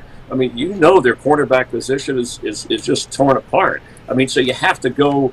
You have to assess each situation based on the players you have and the opponent you're going against. And look, I thought too, Dan Campbell, the week before when he gambled so much on 4th down in the Bears game. And then in this game, there were some early situations where I thought, but this is just me observing, well, it's 4th and 3 here in a game like this. You go for it, but it's because a receiver goes down or another guy's hurt on the sideline and hit his personnel versus the other team. In this case, last week, it was the Viking personnel. I think you got to adjust those decisions. Now, you'll see more of those adjustments, I think, on Sunday in terms of the kind of pressure. And again, they're going to have problems covering the kind of Bengal wide receivers you have. But if you see the same mistakes being repeated over and over with the same kind of talent, well then I think you got to question the regime. But it's way too early for that, I think. Chris Myers, NFL on Fox, of course, doing the Lions and Bengals this weekend. Chris, give us a little something on the Bengals. You did your homework, obviously. You and the Moose coming into Ford Field, which you told me you don't mind coming into Ford Field. You kind of like it here in Detroit. We love having you here. Well, now Ford Field is a great building environment. I wish, for the Lions' sake, that their fans would be louder when they can be. But obviously, calling a game, the eye level or the closest to seeing the field and watching the game along with your monitors is always an advantage, and it is. It's a comfortable atmosphere for a broadcaster. The Bengals. It just relates a little bit to Braylon's question before. They've been such a losing organization. They get a chance to get a franchise quarterback in Joe Burrow. People are putting pressure on Zach Taylor, who, by the way, worked with Jared Goff and worked well with him the year he went to the Pro Bowl, and they have a little bit of a good working relationship when Zach Taylor was part of the Rams coaching staff. And they were feeling some pressure. They went out and signed some key defensive players, Hendrickson, Ogunjobi up front. Awuzie comes over from the Cowboys and having a terrific year at the corner spot for them. They've had some injuries back there as well in their secondary, but they had a big decision to make, and it's funny how it relates to the Lions with that first-round draft pick this year. They were talking about drafting a guy like Sewell and protecting Burrow, who was injured last year, and instead they went with Jamar Chase, and their theory is, hey, we have some good receivers, but if we have three really good ones, you can't double and cover all of them, and it'll open up the entire field. So, and they've had a couple of stumbles at 3-2, and they're trying to. This is a key year for them in terms of, are we truly a contender in a tough division with Baltimore and Cleveland, and they have the Ravens coming up after this game. So, to me, they're a very exciting team to cover. Their offense, Joe Mixon's not entirely healthy, but he's obviously their key guy on the ground. But with T. Higgins and Jamar Chase and Tyler Boyd, and then you've got Uzomah at tight end. They really have, their offensive line is slowly building, but they really have, I think, as much offensive talent with a guy like Joe Burrow who can distribute it. And he's not entirely healthy, working his way back from the knee injury, but he's a very good, he's a franchise quarterback. I think you can see that already. So to me, they're a very good team, and they don't want to have a moral victory losing a close one to Green Bay. They didn't pass that test. But this is one that they're coming into. They used to be on the other side of this. In fact, the Bengals have talked to us about that. Some of their players have said, hey, we've been where the Lions are at 0-5, and we know how that feels when you're trying to turn a franchise around. We use culture, but the whole franchise and get that win. And they went back and looked and said, hey, the Lions were in all these games. They're just a player short here or there, or a decision short. And if those coaching decisions are made properly going forward, maybe it increases the Lions' chances against a good football team like Cincinnati. Chris, I want to ask you about a former Lion. You're out there in Los Angeles. What about Matthew Stafford? That's a setup right there. The guy. I mean, the guy looks like he's never worn a big a smile as he is right now playing for the Rams. He escaped. Yeah, reminds me of Tom Brady getting out of New England and getting to Florida and Tampa. They're good at their job. They always gave it their best, but they're just. He seems so much happier. They mentioned in the broadcast last night. Matthew Stafford. I did the Ram-Cardinal game, and it was Rams' worst game of the year, and Stafford was off. And he wasn't exactly sharp in the last game, and then he tuned up against Seattle. But he's happier. To get back to your point, maybe it's the coach around him. Maybe it's having an Aaron Donald and Jalen Ramsey on defense for you, or it's just coming out to Southern California. But yes. These guys are professionals. They won't badmouth where they were or the previous people they worked with. But he certainly seems a lot happier, a lot more relaxed. Now, from the Rams' point of view, look, and I'm a Stafford fan too, but they gave up a lot to get Stafford. And, his history is he's not only going to win a playoff game, I mean, they went to a Super Bowl with Jared Goff. So anything short of that, the Rams' vision with Stafford, whether it's his fault or not, he's going to kind of be judged on that. But for him and his family, he's very happy out here. Hey, Chris, final question. And it's an interesting question. I'm saying I know you've covered the NFL in some form or fashion, like you said, 3 decades. So this would be a good question for you. And it could just be me. I'm a young guy, but I'm just seeing it. Very young, Braylon. Very I'm 38. Young. Calm down. I'm a little. I got some stroke in the game. Watching this NFL this year, and I remember the NFL Quarterbacks Club, Warren Moon and those guys, and I remember the great quarterbacks of the 90s, the 80s, the 70s. My father played in the NFL, so that's how I know a little bit.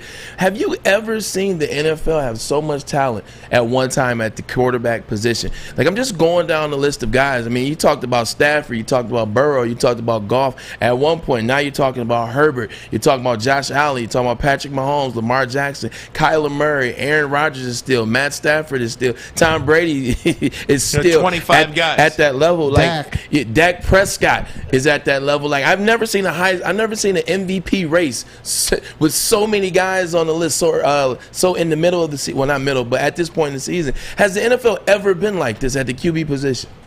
Yeah, no, I've never seen it this good, and guys that are playing a little long. And look, we just, Drew Brees just kind of stepped into retirement. Otherwise, you had him, in the last year or two. But that list you rattled off, and that's what I was cracking up this week, because it's early to talk MVP, right? But it seems like it rotated each week. It was Kyler Murray, when the Cardinals beat the Rams. Then the next week it's Josh Allen. Then Josh Allen's the MVP favorite because they beat the Chiefs. So you know that Mahomes is going to surface again, and Tom Brady is there, and Justin Herbert. Again, the names we can round up, and I like that they all. Herbert is different than Lamar Jackson, and I think some of these guys can. they're only on. They're starting. They'll only get better, which is even scary. And I do believe, having been around Tom Brady, I do the Buccaneers preseason games and have for years, that he can play. I think he will play at least 50 or at least close. I think he'll set all the records. The NFL record for was George Bland at 46, 47. He was really a part-time quarterback, but because of going back to that point about Brady being happy where he is, like a Matthew Stafford, the guys are taking better care of their bodies. They're smarter about running and moving with the football already. That's something they told Joe Burrow, as Aaron Rodgers told him, hey, slide down. You got a whole career there learning. And then the rules are favoring protecting the quarterback. And look, that quarterback list too, Russell Wilson is hurt this year, but there'd be another guy. If he was healthy, you could put him out there. Justin Fields, we don't really know yet how good he's going to be. Mac Jones. He gets more. Yeah, exactly. When those guys get more talent around them, with not only on offense but defenses, so that the pressure's not. It's fun to watch. But no, the NFL is so special that way. And as guys, we thought, they're going to be retiring, and who's going to replace them?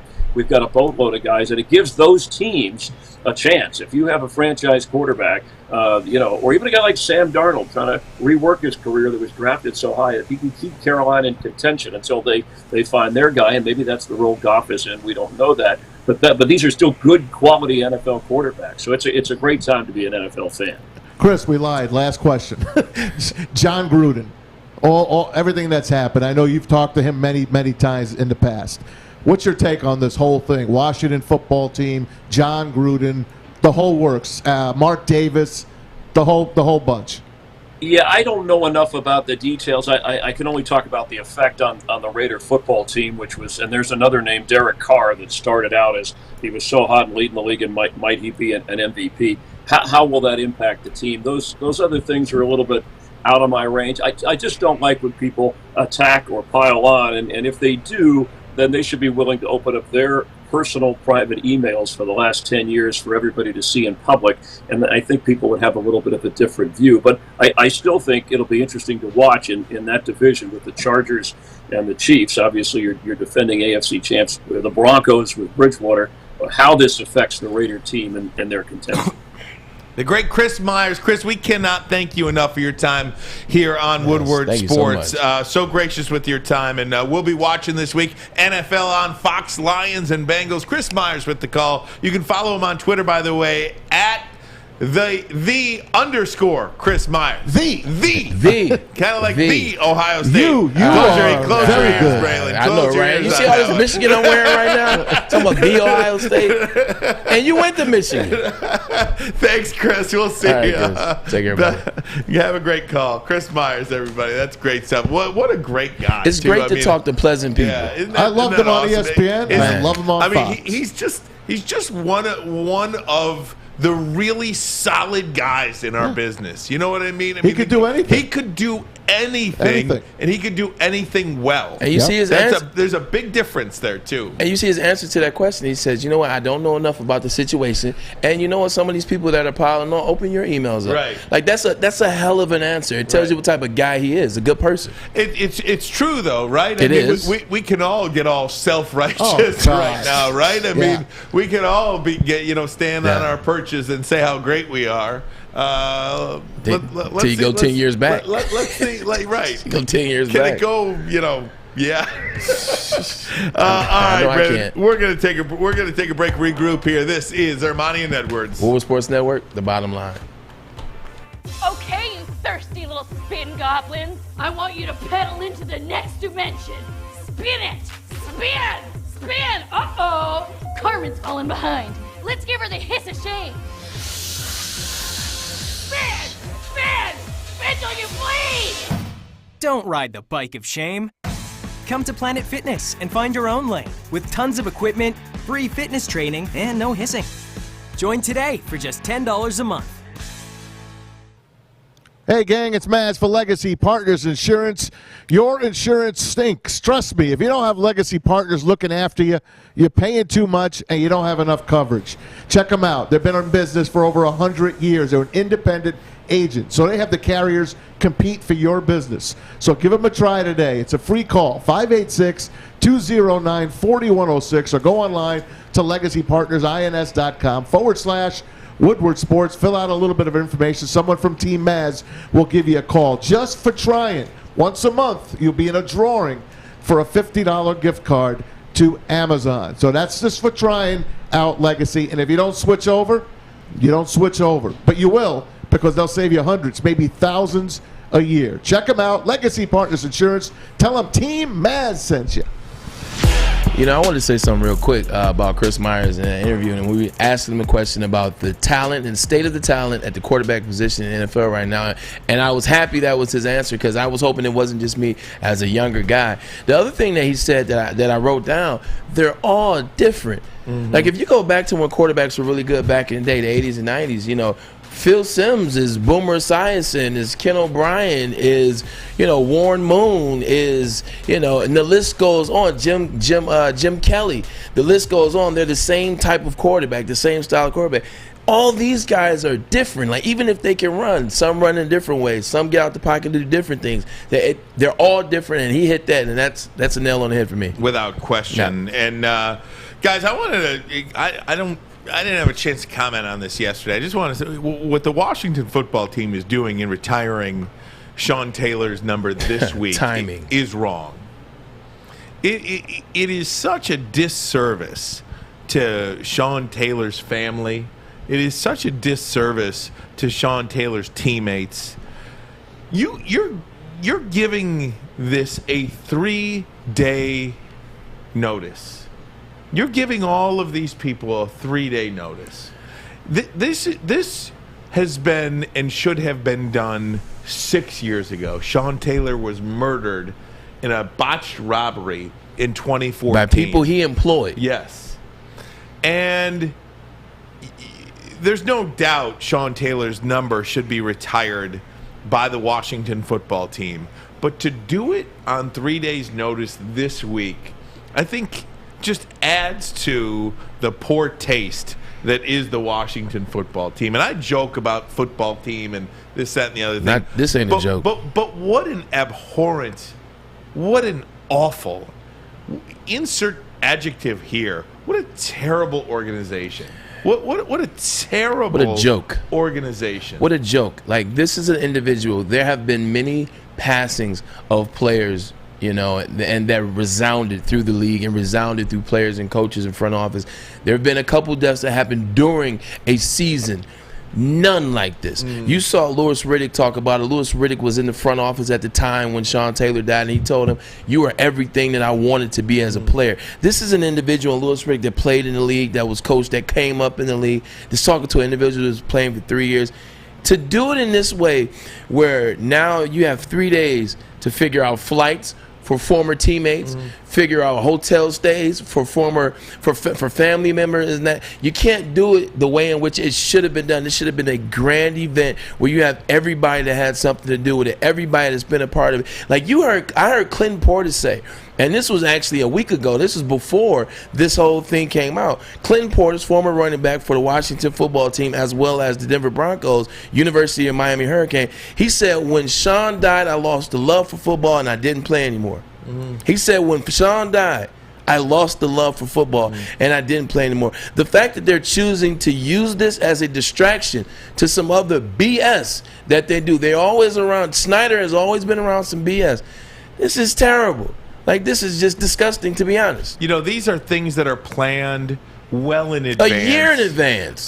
Just look at our own situation here when Calvin Johnson was honored at Ford Field. We knew about that 3 months ago. Yeah. You know, I mean, when Peyton Manning's in the Ring of Honor in Indianapolis, I mean, they knew about that Denver. 3 months ago in Denver. I mean, They put it out to your season ticket holders so they could prepare and say, I'm going to that game. Exactly. For sure. So to have this done, it's just terrible, man. Just terrible. And it's crazy because it compounds. You know, we've been talking about pile up. Pile up has been the word since talking about the Gruden emails, talking about a bunch of different things. Piling up has become the phrase that we've used a couple times this week. This is piling up on the Washington football team's list of BS, of things that make them a bad organization, of things that make them, terrible and kind of disgusting. I have to make a correction. I said 2014 Sean Taylor died. No, 2008. 2007. It's been 14 years since he died. That's my mistake. I'm sorry. I said 2014. I meant 14 years since he died. I'm sorry. I played with Kellen Winslow Jr., and all Kellen Winslow used to talk about was Sean Taylor. Like, all he talked about, I'm talking, I got drafted in 05, Sean passed 07. Kellen talked about him all the time. I'm talking about how good he was, how great he was, what he was going to be. And these are the thing about that makes it so interesting about the University of Miami players. They're all great. Like, Andre Johnson is one of the best receivers in NFL history. Clinton Portis was a great running back for a time. Willis McGahee is one of the best college. All these players are great, and they list him as the great. When Sean Taylor died, I never seen a grown man cry that hard. And Kellen Winslow, like, I'm choked up thinking about it. He cried so hard, man, because he was just a great guy, great family man, and what he was doing. He was employing young kids. You know, he let them do his landscaping, and those are the kids that eventually broke into his house because they thought he wasn't there. You know, tried to rob him. He was there. They ended up shooting him in his artery. We talked about it yesterday, me and Maz, and just a terrible guy. Just had a family. For you to use that individual's legacy to try to distract away from some BS, it's totally wrong. If you'd like to look back, football life, Sean Taylor, it's one of the best ones. Yeah, after 14 years, man, you just this is the weekend you do it. And this is the way in which you choose to do it. My goodness. My goodness. God help you, man. I hope the football team gets rolled this week. Yeah. They will. Don't worry. All right, gang. Going to take a break. When we come back, our videos of the day, the bottom line videos of the day. Maz has dug up some good ones. He is focused on the videos of the day right now. We will play those next. I knew it. He's gassed. He's gassed. Finish strong, Maz. Give me one final segment. Tighten up, Gas. I gotcha. Armani and Edwards, Woodward Sports Network, the bottom line. Fellas, football season is here. It's time to make your grooming experience easy like Sunday morning. Get to Lady Jane's Haircuts for Men. Walk in, relax, watch your favorite team play, and before you know it, your hair will be game ready. Get to Lady Jane's, open 10 to 8, 7 days a week. Walk in anytime. It's wicked awesome. Morning, Ertz. Morning, D-Mac.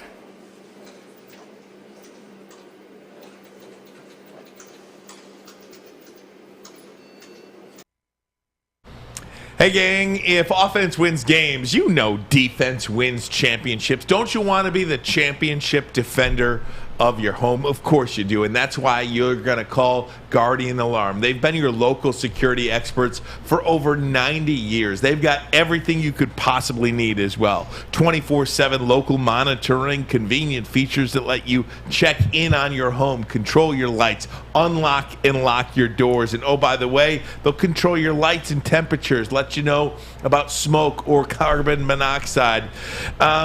This is very simple. The number to call, 800 Stay Out. That number again, 800 Stay Out. Guardian Alarm, your local security experts for over 90 years, keeping families safe. Stay out. Stay out.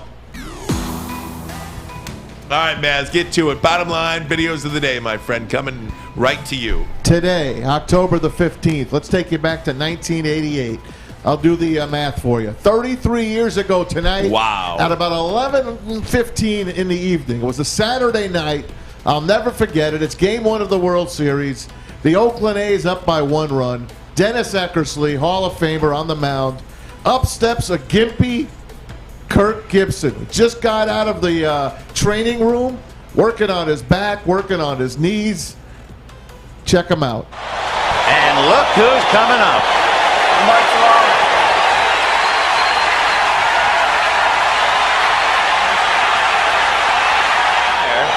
And all year long, he answered the demand until he was physically unable to start tonight with 2 bad legs.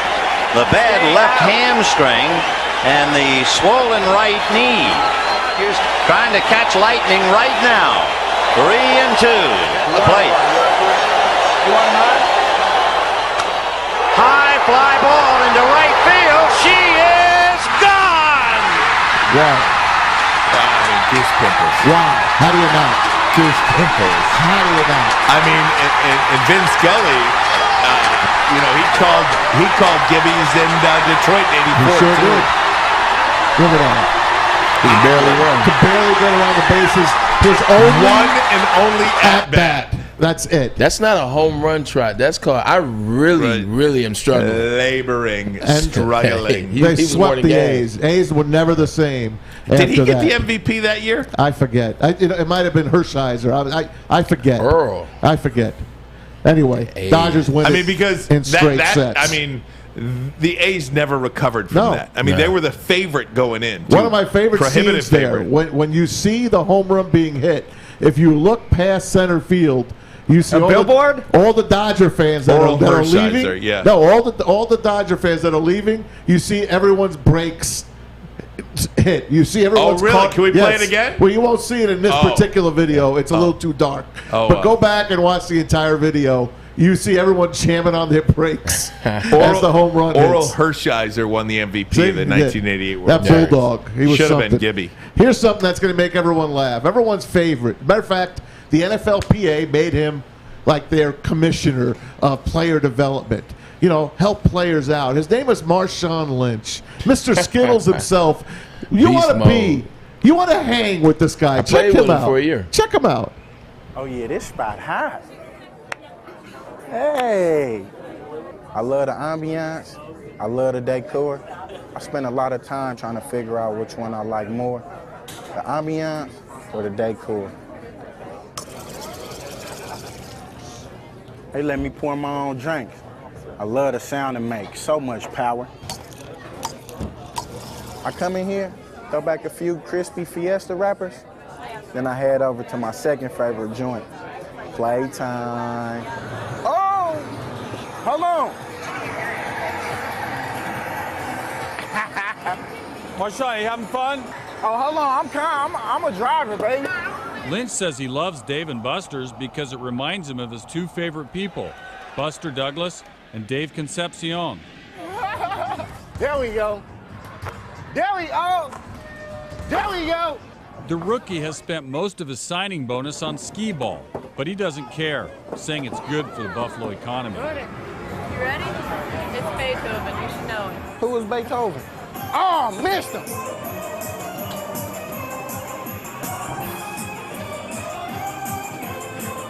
On the really crazy nights, Lynch has been known to return to Applebee's. The good times never stop in Buffalo.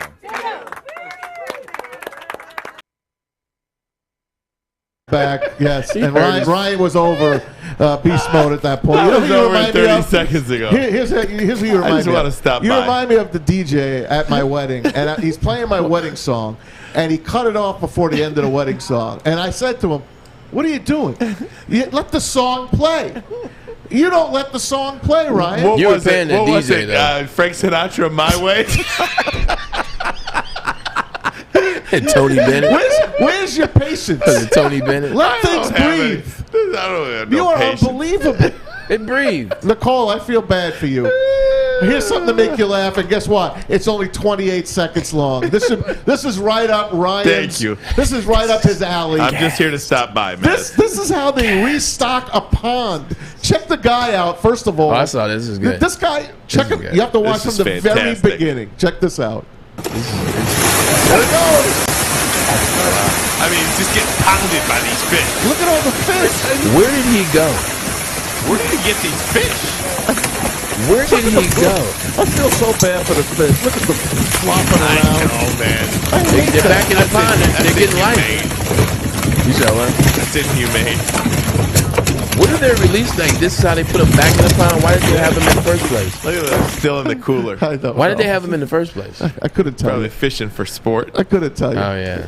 Would you like any more? No, that's it. We got to go. We're done? We're done. Okay. That's it. You got a minute and a half. You're gassed, man. Okay, man. That's it. You got a minute and a join half. us at the Tin Roof on Sunday. Oh, yeah. Oh, there you go. Look at you on your job. It is going to be out cold. We've got Braylon Edwards. We've got Joik Bell. We've got Tom Mazaway. Myself. We're all going to be out there. Jade from 101 WRIF. We've got our Lions pregame show out there at the Tin Roof, 11 to 1. We hope you join us. Yes. Stick and Anson will be at the Brass Rail after the game. They'll be broadcasting live as well if you want to check that out. We certainly invite you to head there after the game as well.